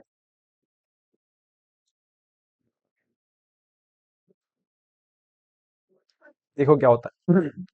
देखो, अब मैंने आपको बता दिया वी आर एम एस और सी आर एम एस तो इक्वल आएगी, आएगी ना, वर्ग इसमें करना है, वर्ग इसमें करना है, मध्य इसमें लेना, मध्य इसमें लेना, तो दोनों सेम आएगी। ठीक है, तो देखो पहले मैं आपको ये तीनों समझाता हूँ, ये तीनों समझाता हूँ, उसके बाद अपने यहाँ चलेंगे। ओके, जो आपकी इनको इनका जो ऑर्डर होता है ना, सीआरएमएस का, सी एवरेज का और सीएमपी का, इनका नाम देखो, सबसे बड़ा नाम इसी का है। आप देखो तो लिखा ना उस तरीके से देखो, सबसे बड़ा नाम किसका मेरे पास है, सबसे बड़ा नाम इसी का है, उससे छोटा नाम इसका है, उससे छोटा नाम क्या है, इसका है। सबसे बड़ी यही आएगी, उससे छोटी ये, और उससे छोटी ये आएगी। 3D की बात कर रहा हूँ ना, ओनली 3D। तो अपने पास यहाँ क्या रहता है, सी आर एम एस सबसे छोटी, सबसे बड़ी, उसके बाद सी एवरेज, और उससे जो छोटी है वो आएगी सी एम पी। ठीक है, और आपको पता है ये क्या आती है, समानुपाती आती है रूट के टी बाय एम के। क्या आती है, रूट के टी बाय स्मॉल एम की आती है समानुपाती। ठीक है, आपका जो सी होता है ना, वो होता है समानुपाती रूट के टी बाय एम के। तो कहीं भी वेग के अंदर पूछ ले डिपेंडेंसी मास से, तो वो इस तरीके से आती है। यहाँ से मोल मास क्या है, मोलिक्यूल का मास है। स्मॉल एम क्या है अपने पास, मोलिक्यूल्स मास है। टी क्या है, टेम्परेचर है। टी क्या है, टेम्परेचर है। और ये क्या है, बोल्टजमैन कांस्टेंट है।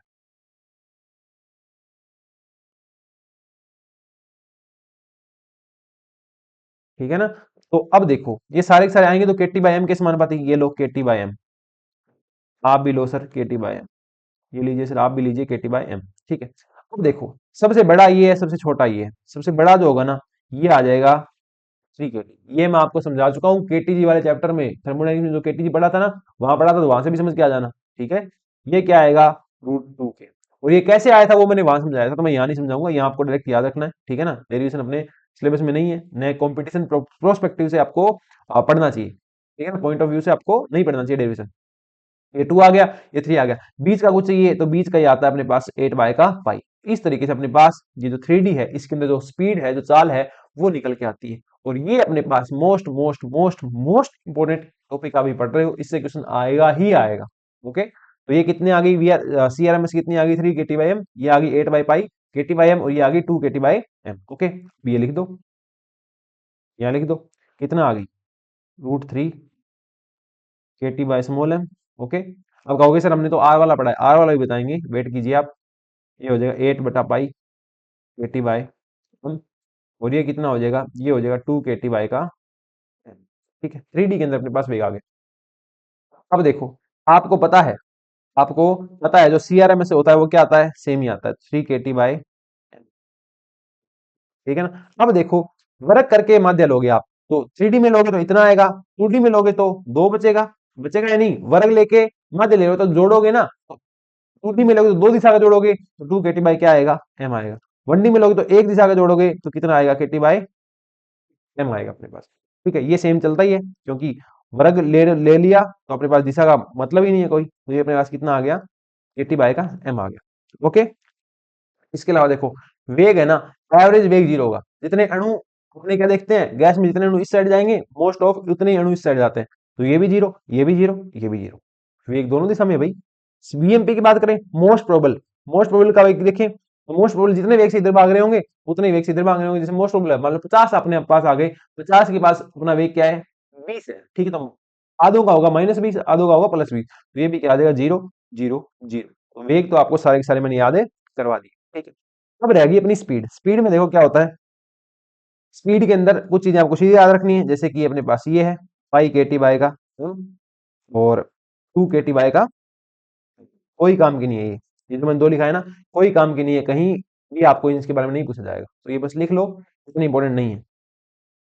ये तो आप याद रख लो कि पूरा का पूरा मैंने बता दिया आपको तरीका क्या है इनको याद रखने का। ठीक है ना, और इसके अंदर ये दोनों इतनी इंपॉर्टेंट नहीं है, तो याद मत रखना। सीएमपी की बात करें तो ये इसमें तो हो जाएगा 0, 1D में तो, ठीक है, 2D के अंदर ये रह जाएगा केटी बाय एम, तो यहाँ पे ये भी इतनी इंपॉर्टेंट नहीं है, ये जो लिखाई है ना आपको, ये इतनी इंपॉर्टेंट नहीं है।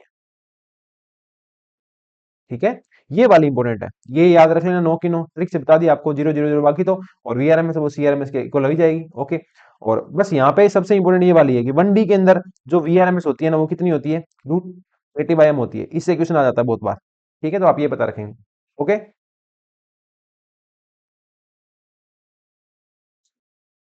चलें आगे।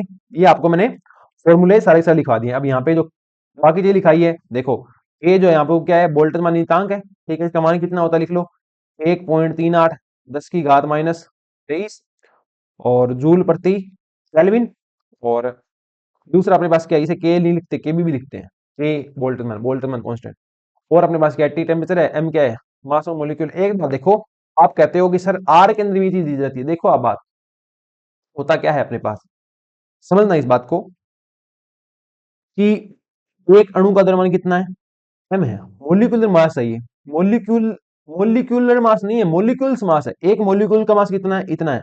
सब आप क्या कर दोगे, 6.023 गुणा 10⁻23 मोलिक्यूल क्या कर दोगे, इकट्ठे कर दोगे ना, तो जो इन मोलिक्यूल का मास बनेगा, एक मोलिक्यूल का मास इतना है, तो इतने मोलिक्यूल मिला दोगे, इतने मोलिक्यूल मिला के जो मास बनेगा ना, वो आपके पास क्या कहलाता है, आणविक द्रव्यमान। वो क्या कहलाता है, मोलिकुलर मास कहलाता है, आणविक द्रव्यमान कहलाता है। समझ गए ना, ये क्या है, अवोगाद्रो संख्या है। क्या है, अवोगाद्रो संख्या है, मतलब एक मोलिक्यूल का मास गुणा अवोगाद्रो संख्या। अवोगाद्रो संख्या का अर्थ कितना है, 6 गुणा 10⁻23 मोलिक्यूल। इतने मोलिक्यूल का जब आप मास मिलाओगे ना, तो वो अपने पास क्या बनता है, कैपिटल एम बनता है। एम यहाँ पे क्या है, मोलिकुलर वेट है, मोलिकुलर वेट। मोलिकुलर वेट क्या होता है, जब आप देखते हो हाइड्रोजन है, ऊपर क्या लिखता होता है, 1s2 लिखते हैं ना, तो ये क्या है, मोलिकुलर वेट होता है। ठीक है ना, तो ये क्या है अपने पास है, मोलिकुलर वेट है। अब इस समीकरण के अंदर ये लेके आए, आ जाओ लेके आते हैं, ये केटी है डिवाइड बाय क्या है, स्मॉल एम है। ठीक है, अवगाद्रो संख्या का ऊपर गुणा कर दिया, अवगाद्रो संख्या क्या कहाँ गुणा कर दिया, नीचे कर दिया। ये अपने पास क्या था, केटी बाय एम। अब देखो, टी का टी तो है ही, ये तो अवगाद्रो संख्या है, इसका जब आप केबी से गुणा करोगे, अवगाद्रो संख्या का जब केबी से आप गुणा करोगे ने, तो ये आएगा नेचुरल कांस्टेंट है आर। क्या आएगा, नेचुरल कांस्टेंट आर क्या होता है, अवगाद्रो संख्या गुणा के अंदर बोल्ट्जमान कांस्टेंट। ठीक है, नेचुरल कांस्टेंट आ गया आर, तो ये नीचे क्या बन गया, मोलिकुलर वेट। अब ये जो जहां भी आपके पास के टी बाई एम है ना, उसकी जगह आप R T by capital M use कर सकते हो। ध्यान रखना, जो कैपिटल एम आपका ये मोलिकुलर वेट है, कौन सा गैस है, कौन सा है, मोलिकुलर वेट है। जो आपका आर जो है, आर जो आपके पास है ना यहाँ पे वो क्या है, सार्वत्रिक गैस नियतांक, यूनिवर्सल गैस कांस्टेंट।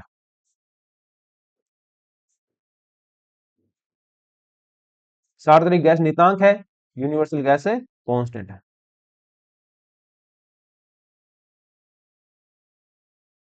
ओके, इस तरीके से अपने पास अपने स्पीड और जो वेलोसिटी थी उनके बारे में पढ़ा। अब इनके बारे में कुछ कुछ चीजें और है वो आप लिख लीजिए। देखो क्या है अपने पास, वी एक्स स्क्वायर का एवरेज जो है, ठीक है, इसी तरीके से वी वाई के स्क्वायर का जो एवरेज है, इसी तरीके से वी जेड के स्क्वायर का जो क्या है एवरेज है, ये कितना आता है, के टी बाई एम आता है। आइए और यहाँ देखिए आप, यहाँ देखिए कितना आता है।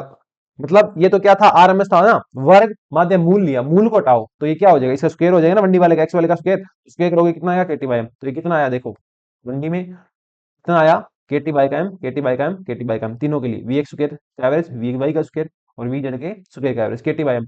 मोस्ट इंपोर्टेंट चीज इसे आप कह सकते हो, इस पे आपके क्वेश्चन आ चुका है आरपीएससी के अंदर, ठीक है ना, कि एक दिशा के अंदर जो आपका वेग है उसके स्क्वायर का माध्य वर्ग का वर्ग माध्य, है ना, मूल नहीं लिया, वर्ग माध्य।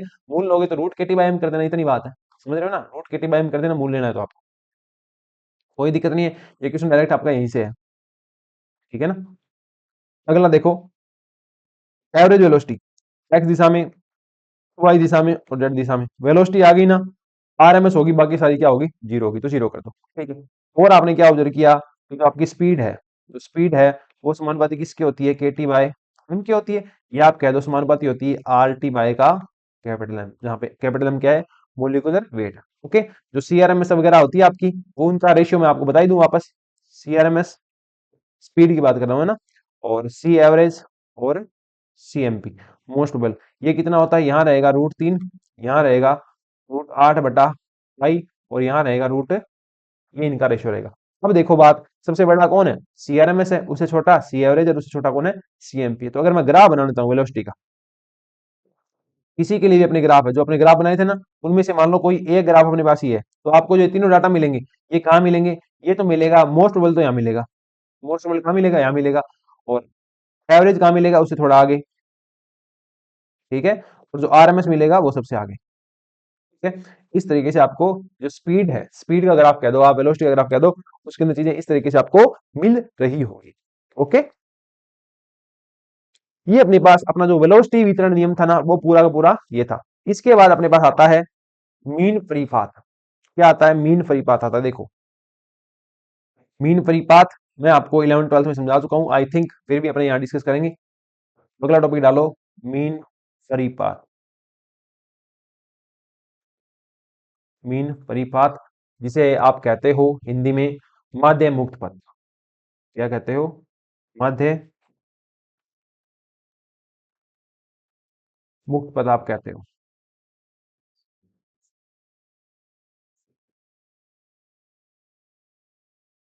मीन परिपात, देखो समझो बात को, कि जो मीन परिपात होता है वो होता क्या है।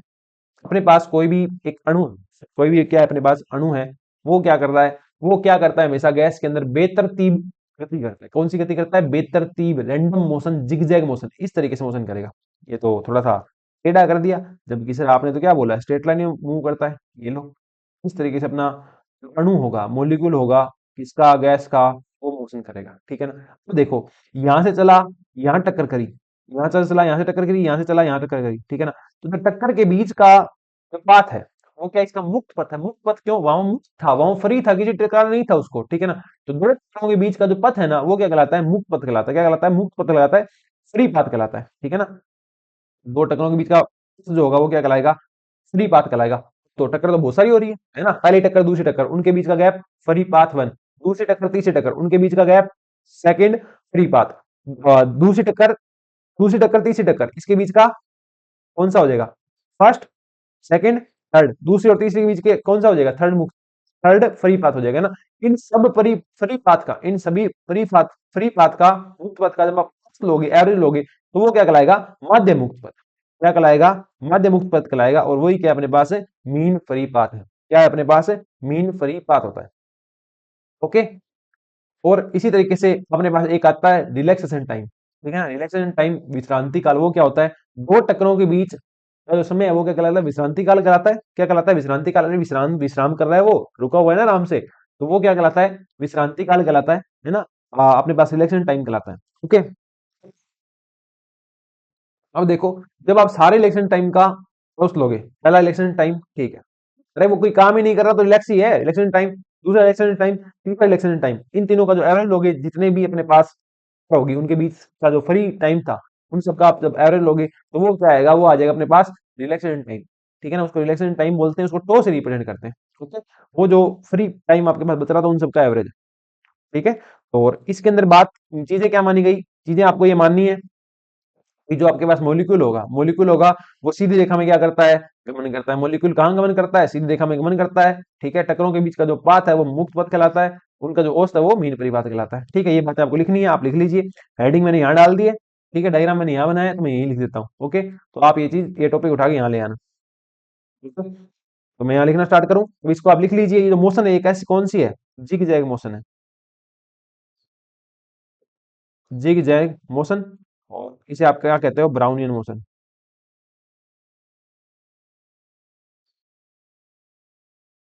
ब्राउनियन मोशन कहते हो, ब्राउनियन गति, ब्राउनियन गति। ओके, इसके अंदर आप लिखो, लिखना स्टार्ट करो। The straight line path travelled by molecule,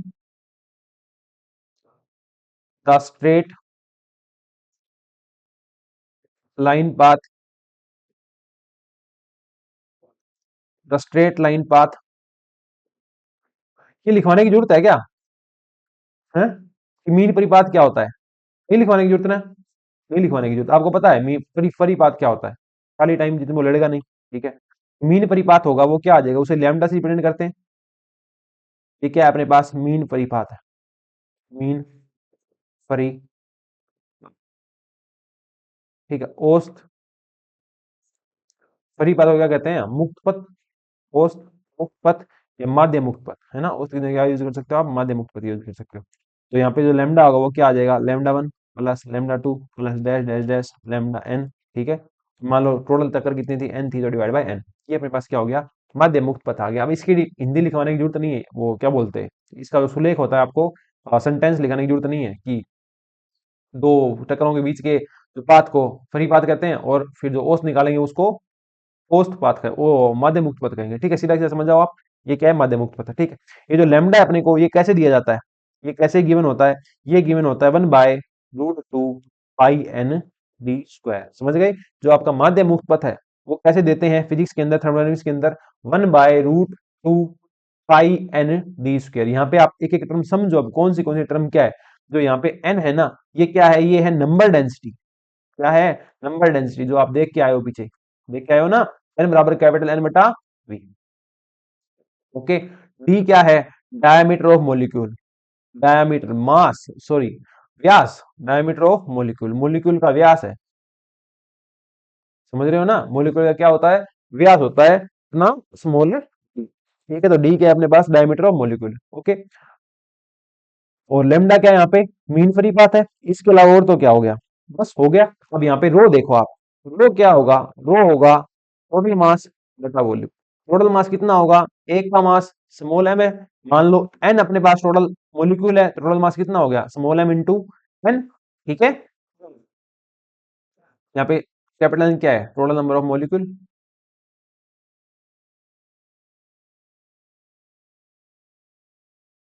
molecule divide by total volume, है या नहीं, है ना। तो ये हो जाएगा एम एन बटा अपने पास क्या हो गया, टोटल वॉल्यूम वी हो गया। ठीक है, अब देखो ये क्या है, एम है, ये वी है, ये क्या है, एम है, एन है और वी है। एन बटा वी क्या होता है, एन होता है, तो स्मॉल एम गुणा स्मॉल एन जो आपका बन गया, वो क्या बन गया, डेंसिटी बन गया। ठीक है, इसे आप कह सकते हो मास डेंसिटी। क्या आ गया, मास डेंसिटी अपने पास आ गई। ओके, या इसे आप क्या कह सकते हो, मास पर यूनिट वॉल्यूम, मास पर यूनिट वॉल्यूम। ठीक है, मास पर यूनिट वॉल्यूम अपने पास आ गई। अब देखो तो फॉर्मूला चेंज हो जाएगा, थोड़ा सा कर सकते हैं ना। लेमडा इजिकल टू क्या आ गया, 1/√2 pi n d square. Okay, small m का गुणा ऊपर कर दो, स्मॉल एम का गुणा नीचे कर दो। क्या बन जाएगा, ये तो बन जाएगा स्मॉल एम, ये नीचे रो बन जाएगा ना, तो ये हो जाएगा 2 पाई रो गुना डी का स्क्वायर।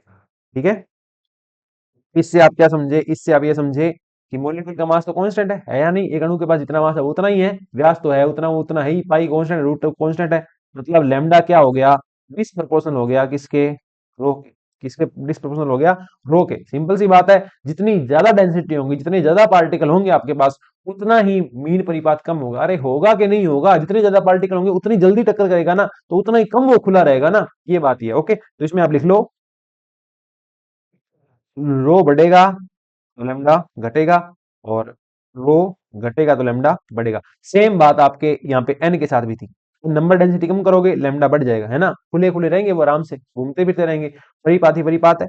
और अगर एन बढ़ा दोगे तो लैम्डा क्या हो जाएगा, कम हो जाएगा, बढ़ा दिया एकदम तो हर जगह टक्कर करता रहेगा ना, तो अब फ्री पाथ क्या हो जाएगा, मीन परिपात क्या हो जाएगा, कम हो जाएगा। इसके बारे में आप लिख लो, मीन परिपात इज, यहां से क्वेश्चन आता है, mean free path is inversely proportional, inversely proportional to mass density। Okay, अब देखो अपने पास जो अपने बनाया था, पहले वाले आ जाओ, पहले वाला ही ले आओ अपने पास। लैम्डा क्या था, 1/√2 पाई एन डी स्क्वायर। ठीक है, अब देखो अपने पास पीवी बराबर क्या होता है, एन आर टी होता है या नहीं होता, होता है ना। ठीक है, अपने को क्या चाहिए, समोलन चाहिए। समोलन चाहिए, क्या है समोलन, क्या है, नंबर डेंसिटी। ओके, इसे आप क्या लिखोगे, ये एन और ये एन अलग है, या तो मैं एक काम करता हूँ, इसको म्यू लिख देता हूँ, ठीक है ना, जो मोल है, या म्यू क्या है, मोलों की संख्या, मोलों की संख्या। अरे इंग्लिश में कैसे लिखते हैं, number of moles, number of moles अपने पास क्या है, म्यू है। ठीक है, तो म्यू क्या हो जाएगा, total number of molecule divide by Avogadro संख्या। ठीक है, उम्मीद करता हूँ ये फॉर्मूला आपको पता होगा, मैंने बताया था आपको 11th वाले पोर्शन के अंदर, ठीक है ना, कि नंबर ऑफ मॉलिक्यूल्स बटा अवोगाद्रो संख्या क्या कहलाता है, नंबर ऑफ मोल्स कहलाता है। समझ रहे हो ना।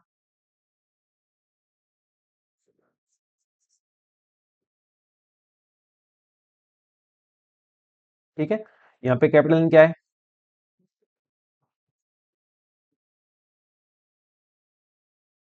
टोटल नंबर ऑफ मॉलिक्यूल्स, और Na क्या है अपने पास, आवागाद्रो नंबर। ठीक है, तो पीवी बराबर क्या आ गया अपने पास, N by N A, N by N A R T. ठीक है, N by N A R T. Okay, और यहां से ये क्या हो जाएगा, पी गुना एन ए, नहीं नहीं पी गुना एन ए मत करो, आर में भाग दोगे ना, आर में भाग दो एन ए का, क्या था अपने पास याद करो, के बी गुना एन ए बराबर था आर, तो के बी बराबर क्या हो जाएगा, आर बटा एन ए। ठीक है, तो आर बटा एन ए करो, क्या हो जाएगा के बी, तो ये हो गया के बी टी। ये एन है, इस एन में वी का भाग दे दो, तो ये क्या बन जाएगा, नंबर डेंसिटी बन जाएगा। ये क्या आ गया, पी, पी का मान अपने पास कितना आ गया, एन के टी आ गया। ये समोल एन का मान कितना आ जाएगा, पी वाई का के टी आ जाएगा, तो यहाँ पे रख दो, कितना हो जाएगा ये, के टी ऊपर पी नीचे, पी नीचे, है ना। तो लेमडा समानुपाती देखो क्या आ गया, लेमडा समानुपाती आ गया टी, लेमडा समानुपाती क्या आ गया, टी आ गया, और लेमडा समानुपाती क्या आ गया, 1/टी आ गया, है ना, कि अपने पास ताप बढ़ाने के साथ साथ माध्यम मुक्त पथ बढ़ जाएगा, और जो दाब है अपने पास, जो दाब है वो अपने पास क्या हो जाएगा, दाब बढ़ाने पे माध्यम मुक्त पथ क्या हो जाएगा, कम हो जाएगा। ठीक है ना, तो इसमें लिख दो आप, यहाँ से एक चीज और लिखो, जो मोलिक्यूल्स लिखा है ना, यहाँ पे लिखी नहीं क्या मैंने बात, यहाँ पे लिख दो आप, म्यू बराबर क्या हो जाता है, नंबर ऑफ मोलिक्यूल्स बटा अवगाद्रो संख्या। इसी तरीके से टोटल वेट, टोटल वेट है ये, टोटल वेट, टोटल वेट कैसे लिखोगे, एम गुना N, total weight on molecular weight. ठीक है, ये आपके पास क्या होता है, मोलों की संख्या होता है। ओके, बस इसके बारे में लिख दो, लिखो mean free path is directly, mean free path is directly directly proportional to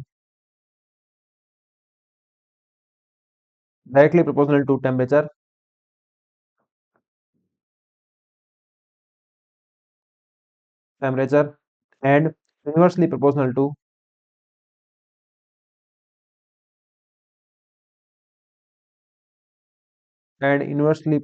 to pressure. Okay, जब ताप बढ़ाओगे तो लेमडा बढ़ेगा, ताप घटाओगे तो लेमडा घटेगा, और पी बढ़ाओगे तो लेमडा आपका घट जाएगा। ठीक है ना। जब आप प्रेशर लगाओगे तो सारे अणु क्या आ जाएंगे, पास पास आ जाएंगे, तो फिर तो पाथ क्या होगा, घटेगा ही। ओके, ताप बढ़ाने से उनको क्या मिलेगा, ज्यादा दूरी को तय कर पाएंगे, तो ताप बढ़ाने से आपका जो लैम्डा है वो बढ़ जाएगा। ओके, अब देखो अपने पास, अब यहाँ पे अपने पास एक चीज और आती है। क्या चीज आती है कि बिना टकराए वो मान लो एक्स दूरी तय करते हैं कि क्या प्रोबेबिलिटी है कि मोलिक्यूल यहां से गया, ठीक है ना, यहां से अपने पास 100 मोलिक्यूल गए, ठीक है, तो एक एक्स दूरी तक जाने के बाद कितने मोलिक्यूल बिना टक्कर के रह जाएंगे। समझ रहे हो क्या बात की, मान लो एन नोट टोटल मोलिक्यूल थे वो जा रहे हैं, ठीक है, इस गैस के अंदर मोलिक्यूल है वो जा रहे हैं, कितने एन नोट, एक ही जगह आप पहुंचे, एन नोट मोलिक्यूल जा रहे थे, दोनों की जगह कितनी दूरी पे आ गए आप, एक्स दूरी पे आ गए, तो वहां अपने मोलिक्यूल पहुंचे एन, जिन्होंने टक्कर नहीं की, जिन्होंने टक्कर है नहीं की है, ठीक है ना। तो इसकी प्रोबेबिलिटी कैसे बताते हैं, ये एन कैसे बताते हैं अपने पास, देखो ये एन कैसे बताते हैं, तो इसमें लिख दो आप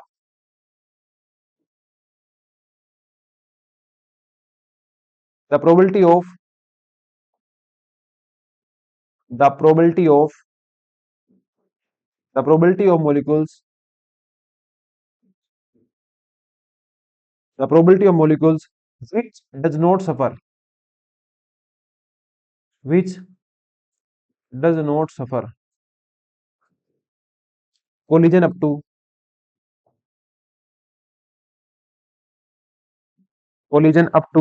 a distance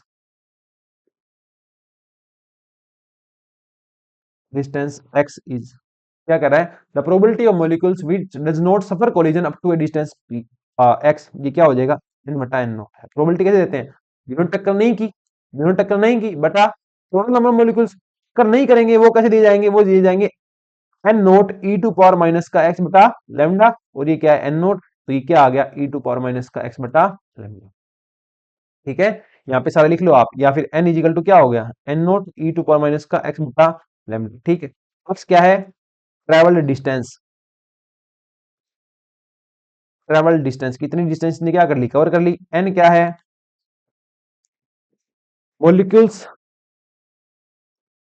molecules that does not collide, मतलब जिन्होंने कोलिजन नहीं किया। अब इसको कैसे लिखेंगे मुझे तो पता नहीं, कोलिजन कुछ भी लिख दो कि टक्कर नहीं की ना, वो मोलिक्यूल की संख्या है। एन नॉट क्या है, total number of molecule.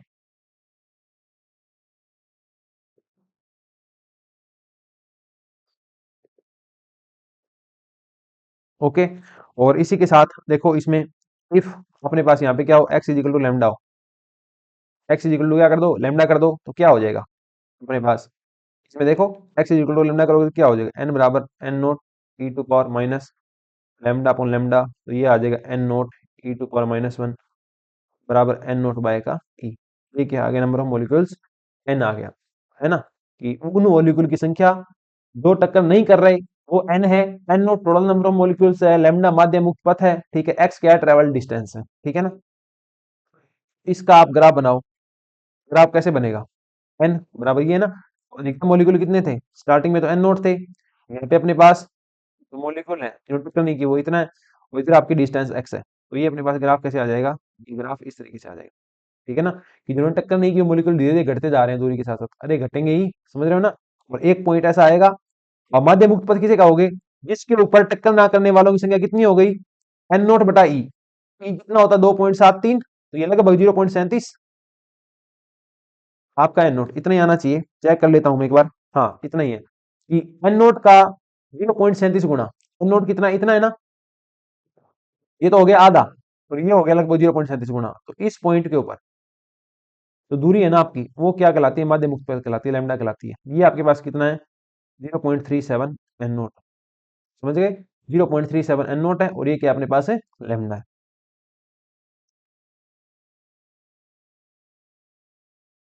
Okay, तो अपने पास लेमडा क्या है, लेमडा वो दूरी है जिस तक अपने पास कितने अणु सेफ हैं, 0.37, टोटल के 0.37 अणु क्या है, या कह दो 37% अणु क्या है, सेफ है, वो टक्कर नहीं कर रहे किसी के साथ। ठीक है,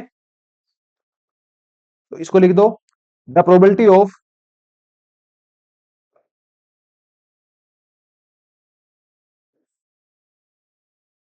माध्यमुक्त की पद की परिभाषा क्या बनेगी, the probability of molecules not making, molecules not making collision up to, collision up to a distance equal to, a distance up to, a distance equal to, sorry, a distance equal to mean परिपात, equal to the mean free path, lambda is, lambda is e की power -1, 0.37 और 37%। तो यहां से अपने पास परिभाषा आ गया, समझो बात को कि मध्य मुक्त पथ क्या है, मध्य मुक्त पथ उतनी दूरी है जितने तक अपने पास कितने मॉलिक्यूल्स रह जाएंगे बिना टक्कर किए, 37% मॉलिक्यूल्स रह जाएंगे। कितने रह जाएंगे, 37% मॉलिक्यूल जो है वो बिना टक्कर किए रह जाएंगे। वो दूरी अपने पास क्या होती है, माध्य मुक्त पथ होती है। ठीक है ना, अब इसके बाद अपने समझ में आ गया, उम्मीद करता हूं आपको। जो रेशियो था वो क्या था, n/n0 था। वो किसकी प्रोबेबिलिटी है, ये उन मॉलिक्यूल की प्रोबेबिलिटी है जो टक्कर नहीं कर रहे, जो टक्कर नहीं करेंगे x दूरी तक जाने के बाद। तो x दूरी तक जाने के बाद जिन्होंने टक्कर नहीं की उन मॉलिक्यूल को इस सूत्र से देते हैं। ठीक है ना, collision up to x distance, x distance. Okay, तो ये अपने पास n equal to N naught e to power minus का एक्स बाय लैम्डा आ गया। प्रोबेबिलिटी क्या आएगी, जिन्होंने टक्कर नहीं की बटा टोटल मॉलिक्यूल, तो N naught e to power minus का एक्स बाय लैम्डा, नीचे क्या है एन नॉट है, तो ये कितना आ जाएगा, ई टू पावर माइनस का एक्स बाय लैम्डा आ जाएगा आपके पास। ठीक है, ये आपके पास क्या आ गई, प्रोबेबिलिटी आ गई। ये अपन ने इसकी थ्योरी देख ली। तो अपने इसके क्वेश्चन देख लेते हैं ना, लगभग 5-6 क्वेश्चन अपने वो देख लेते हैं। उसके बाद अपने नया टॉपिक स्टार्ट करेंगे, ट्रांसपोर्ट फेनोमेना, है ना, अभिगमन परिघटनाएं। पहला क्वेश्चन देखो अपने पास क्या है, according to MB distribution of the average speed of gas molecule is 361 metre प्रति second, then find out most probable speed of gas molecule. ये क्या कह रहा है कि एमबी डिस्ट्रीब्यूशन के अनुसार, मैक्सवेल डिस्ट्रीब्यूशन के अनुसार अपने पास जो एवरेज स्पीड है वो कितनी है, इतनी है। ठीक है ना, तो आपको क्या बतानी है, मोस्ट प्रोबेबल स्पीड बनानी है। ओके, तो आपको पता ही है कि क्या रिलेशन होता है एवरेज वाली और मोस्ट प्रोबेबल वाली, तीनों लिख दो, है ना। सीआरएमएस होता है एक, और एक आता है अपने पास सी एवरेज, और एक आता है सी मोस्ट प्रोबेबल, है ना। ये होता है √3 KT बाय स्मॉल एम, ये आता है √8 बाय पाई KT बाय का स्मॉल एम, और ये आता है अपने पास √2 KT बाय का स्मॉल एम। ओके, तो यहाँ पे देख लो, कंपैरिजन कर लो, क्या चाहिए अपने को, एवरेज और मोस्ट प्रोबेबल। ठीक है, एवरेज बटा मोस्ट प्रोबेबल, इनका रेशियो निकालना। एवरेज वाला आ जाएगा 8 बटा पाई, और मोस्ट प्रोबेबल कितना आ जाएगा, √2। ओके, सोल्व करो, कितना आएगा, 2 चौके 8। ठीक है, 2 को बाहर लाओगे, 4 को बाहर लाओगे तो ये बनेगा 2। ओके, और √पाई, ये मैं कैलकुलेटर यूज कर लेता हूँ। ठीक है, 3 का रूट है तो 3.1 का रूट है, तो 3 का रूट आता है 1.732, तो ये लगभग आ जाएगा 1.8। ठीक है, भाग दोगे तो ये 1 से बड़ा हो गया, तो लगभग मान के चलो आप 1.1 के लगभग हो गया, है ना। क्या चाहिए आपको, सीएमपी चाहिए, तो सी एवरेज के अंदर 1.1 का भाग दे दो, तो आपको क्या आ जाएगा, सीएमपी आ जाएगा। करो भाग, 361 के अंदर 1.1 का भाग दोगे तो लगभग देखो 361 से थोड़ा ही छोटा आएगा, तो ये क्या आएगा, 320 आएगा। ठीक है ना, थोड़ा सा आप ऐसे भी देख सकते थे कि ये कंपैरिजन क्या बता रहा है आपको कि इतना अंतर कभी नहीं आएगा जितना कि ये बता रहे हैं। ओके, तो यहां से भी आपका ऑप्शन नंबर क्या हो गया था, ए हो गया था। क्या किया है मैंने, इन दोनों का रेशियो लिया है, एवरेज वाले को डिस्को। ओके, और वहां पे मैंने मान रख दिया एवरेज का, तो मेरा सीएमपी आ गया, बस इतना किया है। ठीक है, ऑप्शन नंबर ए आपके पास यहाँ पे आ जाएगा। अगला क्वेश्चन देखो, प्रत्येक द्रव्यमान m के अणुओं वाली एक गैस परम ताप T पर तापीय साम्यावस्था में विराम में है, यदि Vx व Vy एक अणु के वेग के कार्तीय घटक है, तो Vx प्लस BVy स्क्वायर का माध्यमान होगा। ठीक है ना, आपको इसका इसकी एवरेज वैल्यू निकालनी है। ठीक है ना, यहाँ पे Vx क्या है, x डायरेक्शन के अंदर वेलोसिटी, और y क्या है, बी वी बाई क्या है अपने पास है वाई डायरेक्शन के अंदर वेलोसिटी, ठीक है। तो ये कितना आएगा v x plus b v Y का स्क्वायर, इसका आपको एवरेज निकालना है। करो तो इसका स्क्वायर करो पहले, क्या आएगा इसका स्क्वायर, एक स्क्वायर प्लस वी का square plus two v v x v y. Okay, इसका एवरेज लेना है तो एवरेज लो, क्या आएगा वी एक्स का स्क्वायर प्लस का बी स्क्वायर कॉन्स्टेंट है तो वी वाई का स्क्वायर का एवरेज प्लस दो b v x v y, ठीक है। देखो अपने पास जो वेलोसिटी होती है ना, एक डायरेक्शन के अंदर जो वेलोसिटी थी ना, उसका एवरेज जीरो आता है। आपको मैंने बताया भी था 3-4 बार कि यहाँ से क्वेश्चन आएगा ना। और यहाँ से देखो इसका कितना आता है, के टी बाई एम आता है। एक डायरेक्शन के अंदर जो वेलोसिटी होती है ना, उसका स्क्वायर का average K T by M आता है। आपको मैंने लिखवा रखा है, आप देख लेना जाके, है ना। और यहाँ पे क्या हो जाएगा बी स्क्वायर, और सेम यही यही है चीज है। तो के टी बाई एम क्या ले लो आप, कॉमन ले लो, क्या बनेगा वन प्लस का बी स्क्वायर। ऑप्शन नंबर क्या आ गया अपने पास है, सी आ गया, ठीक है ना। ऑप्शन नंबर क्या आ गया, सी आ गया। आप देख भी सकते हो जाके नोट्स के अंदर, मतलब जो आपको लिखवा रखा है नोट्स अभी पीछे वाले थोड़े से 3-4 स्लाइड पीछे जाओगे तो आपको वन डायरेक्शन के अंदर जो एवरेज वेलोसिटी थी, ठीक है ना, वी एक्स स्क्वायर का जो एवरेज था उसका मान के टी बाई एम आएगा, लिखाया था लास्ट के कुछ पॉइंट में, है ना। 2 नंबर क्वेश्चन था ये। नेक्स्ट क्वेश्चन देखो, डिटरमाइन दैट टेम्परेचर, वो टेम्परेचर बताओ eight which average speed of H2 molecule will be equal to that of N2 molecule at temperature 40 degree centigrade. The molecular weight of H2 and N2 are 2 and 28 respectively. ठीक है, वो temperature बताना है इसके साथ average speed H2 molecule की कितनी हो जाएगी, इक्वल हो जाएगी इनटू मॉलिक्यूल के कितने पे, 40 डिग्री सेंटीग्रेड के, ठीक है। मोलिकुलर वेट दे रखा है आपको H2 का और N2 का, ठीक है। एवरेज स्पीड का सूत्र बताओ, सी एवरेज। सेकंड नंबर पे आती है तो ये बनेगा 8 by pi 80 by small m, ठीक है। ये किसका मास है, एक मॉलिक्यूल का, जबकि आणविक द्रव्यमान अपने को दे रखा है ना, आणविक द्रव्यमान दे रखा है, मॉलिक्यूलर वेट दे रखा है। तो इसको आणविक में कर दो, आणविक में क्या होता है, आणविक में होता है आर टी बाय का कैपिटल एम, ठीक है, यही तो होता है। देखो आर कांस्टेंट है, एट कांस्टेंट, पाई कांस्टेंट है, तो सी एवरेज आपका वो समानुपाती आ गया किसके, टी पाएगा कैपिटल एम के। ओके लिखो तो, और लेकिन अंदर क्या अपने पास है, इक्वल टू, दोनों स्पीड इक्वल करनी है, ठीक है। सी एवरेज ऑफ H2 और C average of M2 equal करो। पहले के अंदर क्या हो जाएगा, इक्वल यहां से कर दो, करो इक्वल रूट एट बटा पाई आर का आर। टेम्परेचर निकालना है, H2 वाला टेम्परेचर निकालना है तो टी रख दो, डिवाइड बाय एम, H2 का मोलिकुलर वेट कितना है, 2, ठीक है जी। बराबर आना चाहिए किसका, अपने पास 40 डिग्री सेंटीग्रेड पे, N2 की बात करोगे ना, वो स्पीड करनी है 40 डिग्री सेंटीग्रेड पे। तो टी डैश अपने पास वो कितना है, 40 डिग्री सेंटीग्रेड को एसआई में बदलो, एसआई में क्या होता है केल्विन, तो ये आएगा 27/4 = 31, तो 313 केल्विन। तो यहाँ क्या आएगा 8 बटा pi R 313 kelvin divide by 2। Okay, 2 नहीं, यहाँ पे मोलिकुलर वेट रखना है नाइट्रोजन का, कितना है 28। ओके, सोल्व करो क्या आएगा, आर से आर गया, 8 से 8 गया, पाई से पाई गया, करो सोल्व, रूट से रूट गया, ठीक है, 2 से काटोगे आएगा 14, काट दिया। 14 से इसको काटोगे क्या आएगा, 14 दूनी 28, 20 के लगभग कुछ आ रहा है ना, आ रहा है 20 के लगभग कुछ। चलो मैं भाग दे देता हूँ इसे ना, भाग देता हूँ मैं कैलकुलेटर से, तो ये आएगा अपने पास 313, 313 भाग 28, ये आएगा अपने पास 313 भाग 14 करना है ना, ये तो 28 का भाग करके 2 से गुणा कर देते हैं, ये आएगा 22.35 केल्विन। तो कितना आ गया 22.35 केल्विन, ये आपका क्या आ गया, आंसर आ गया। मतलब इतने ताप के ऊपर जो H2 का एवरेज वेलोसिटी होगी वो 40 डिग्री सेंटीग्रेड पर नाइट्रोजन की जो वेलोसिटी होगी, N2 की जो वेलोसिटी होगी एवरेज वाली, उससे इक्वल होगी, ठीक है। ये आपका क्वेश्चन था। अगला क्वेश्चन देखो, अगला क्वेश्चन है अपने पास, determine temperature in centigrade at which RMS speed of a gas is double to that of molecule at 100 degree centigrade. वो तापमान बताओ जिसपे जो वेलोसिटी क्या होगी, इस तापमान की दुगनी हो जाएगी, है या नहीं, ठीक है।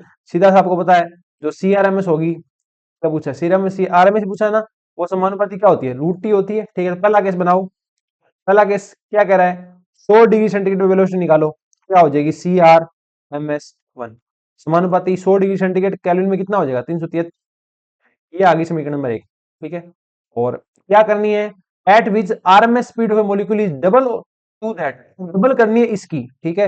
मतलब आरएमएस जो 2 होगी ना, वो क्या आएगी, रूट टू टी के समानुपाती आएगी। और बोला क्या है ये वाली इसकी क्या होनी चाहिए, डबल होनी चाहिए। तो रेशियो ले लो, CRMS 2 बाय CRMS 1, ठीक है, ये 2 आनी चाहिए, 1 आनी चाहिए। ये रूट टी है, ये रूट का है 373, ठीक है, इसको सोल्व कर दो, टी का मान निकाल दो, करो सोल्व। रूट से रूट काटोगे, इधर रूट है, इधर स्क्वायर कर दो, रूट से रूट ये नहीं कटेगा, दोनों साइड स्क्वायर कर दोगे ना, इसको स्क्वायर करोगे, इसका स्क्वायर करोगे तो कट जाएगा। तो ये क्या हो जाएगा, 2 दूनी 4 बराबर टी बटा 373, या टी बराबर क्या आ गया, 373 गुणा 4 अपने पास, ठीक है। ये आ गया 373, 373 गुणा 4, 1492,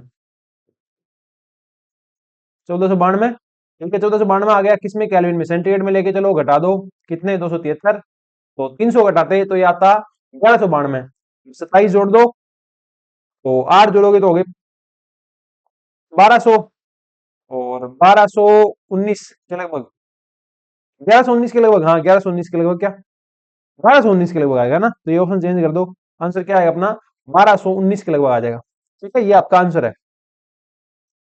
200 घटाओगे 1292 आएगा, 73 घटाओगे तो ये हो जाएगा, ओके। ऑप्शन नंबर क्या आ जाएगा अपने पास, ए आ जाएगा 1219 डिग्री सेंटीग्रेड, ओके। अगला क्वेश्चन देखो, determine the most probable speed of molecule of a gas इस एंड के इज दिस। आपको मोस्ट प्रोबेबल स्पीड निकालनी है, निकालो। CMP कितना था, ये था √2 kT by small m, okay. कितना आएगा, 2 गुणा k का मान कितना है 1.38 गुणा 10 की घात माइनस 23 गुणा टी, तापमान कितना 127, तो 127 तो सेंटीग्रेड में, प्लस 273 ऐड कर दो, ओके, डिवाइड बाय अपने पास m, इसका मास कितना है 3 गुणा 10 की घात माइनस 26, ओके। सोल्व करो, कितना आएगा 26 3 23, 10 की घात 3, सोल्व कर दो इसको, 2.8, तो 2 28 लगभग, ओके। और ये 3 है, और ये कितना हो जाएगा 27, 300 400, 10 की 3, कर दो सोल्व, कितना हो जाएगा 2.8 गुणा 400 भाग 3, ये आ गया 373 का रूट, और ये 1000 आई, तो 373 इंटू 1000 कर दो, ये कितना आ गया, ये आ गया 373 333, रूट ले लो, 373 333, ये आ गया 611, कितना आ गया 611 मीटर प्रति सेकंड। तो इसको आप लिख सकते हो 6.11 गुणा 10 की घात 2 मीटर प्रति सेकंड अपने पास, ओके। तो ये अपने पास ऑप्शन में क्या आ गया, ए आ गया, ओके। नेक्स्ट क्वेश्चन देखो, बस इसके अंदर इतने क्वेश्चन थे अपने पास, 5 क्वेश्चन थे, तो ये लेक्चर अपना यहीं फिनिश होता है। इसके अंदर अपने क्या पढ़ लिया, मैक्सवेल वाला डिस्ट्रीब्यूशन पढ़ लिया, वेलोसिटी डिस्ट्रीब्यूशन किस प्रकार से होगा, और इसी के साथ ही अपने पढ़ ली जो अपने पास वो वाले क्वेश्चन थे कुछ, जो थ्योरी थी किसकी, माध्य मुक्त पथ की है ना, मीन परिपात की, वो हमने देख ली। अब इसके बाद जो अगला लेक्चर होगा वो अपना रहेगा ट्रांसपोर्ट फेनोमेना पे, ठीक है, और उसके जब अपने क्वेश्चन कर रहे होंगे ना, अभी अपने उसके साथ ही क्वेश्चन कर लेंगे किसके, ये जो आपका मीन परिपात मैंने जो आपको लिखाया है ना उसके बारे में, ठीक है। तो मिलते हैं नेक्स्ट लेक्चर के अंदर। अगर आपको ये हमारा डेमो लेक्चर अच्छा लगा तो आप हमारा जो कोर्स है, मेन जो कोर्स है वो आप ज्वाइन कर सकते हैं, जो आपको ऐप में मिल जाएगा, ठीक है। उसका एक्सेस आपको विंडोज ऐप पे रहेगा, ठीक है, लैपटॉप में आप देख सकते हो, आईएएस में देख सकते हो, एंड्रॉइड में देख सकते हो, ठीक है। और इन सब के लिंक आपको डिस्क्रिप्शन में मिल जाएंगे और फर्स्ट कमेंट में ही मिल जाएंगे। कोई डाउट रहे तो आपके पास व्हाट्सएप नंबर स्क्रीन पे आपको लिखे हुए हैं 63502 और 63164, ठीक है। तो मिलते हैं नेक्स्ट लेक्चर के अंदर, तब तक के लिए thank you, bye bye, take care, bye.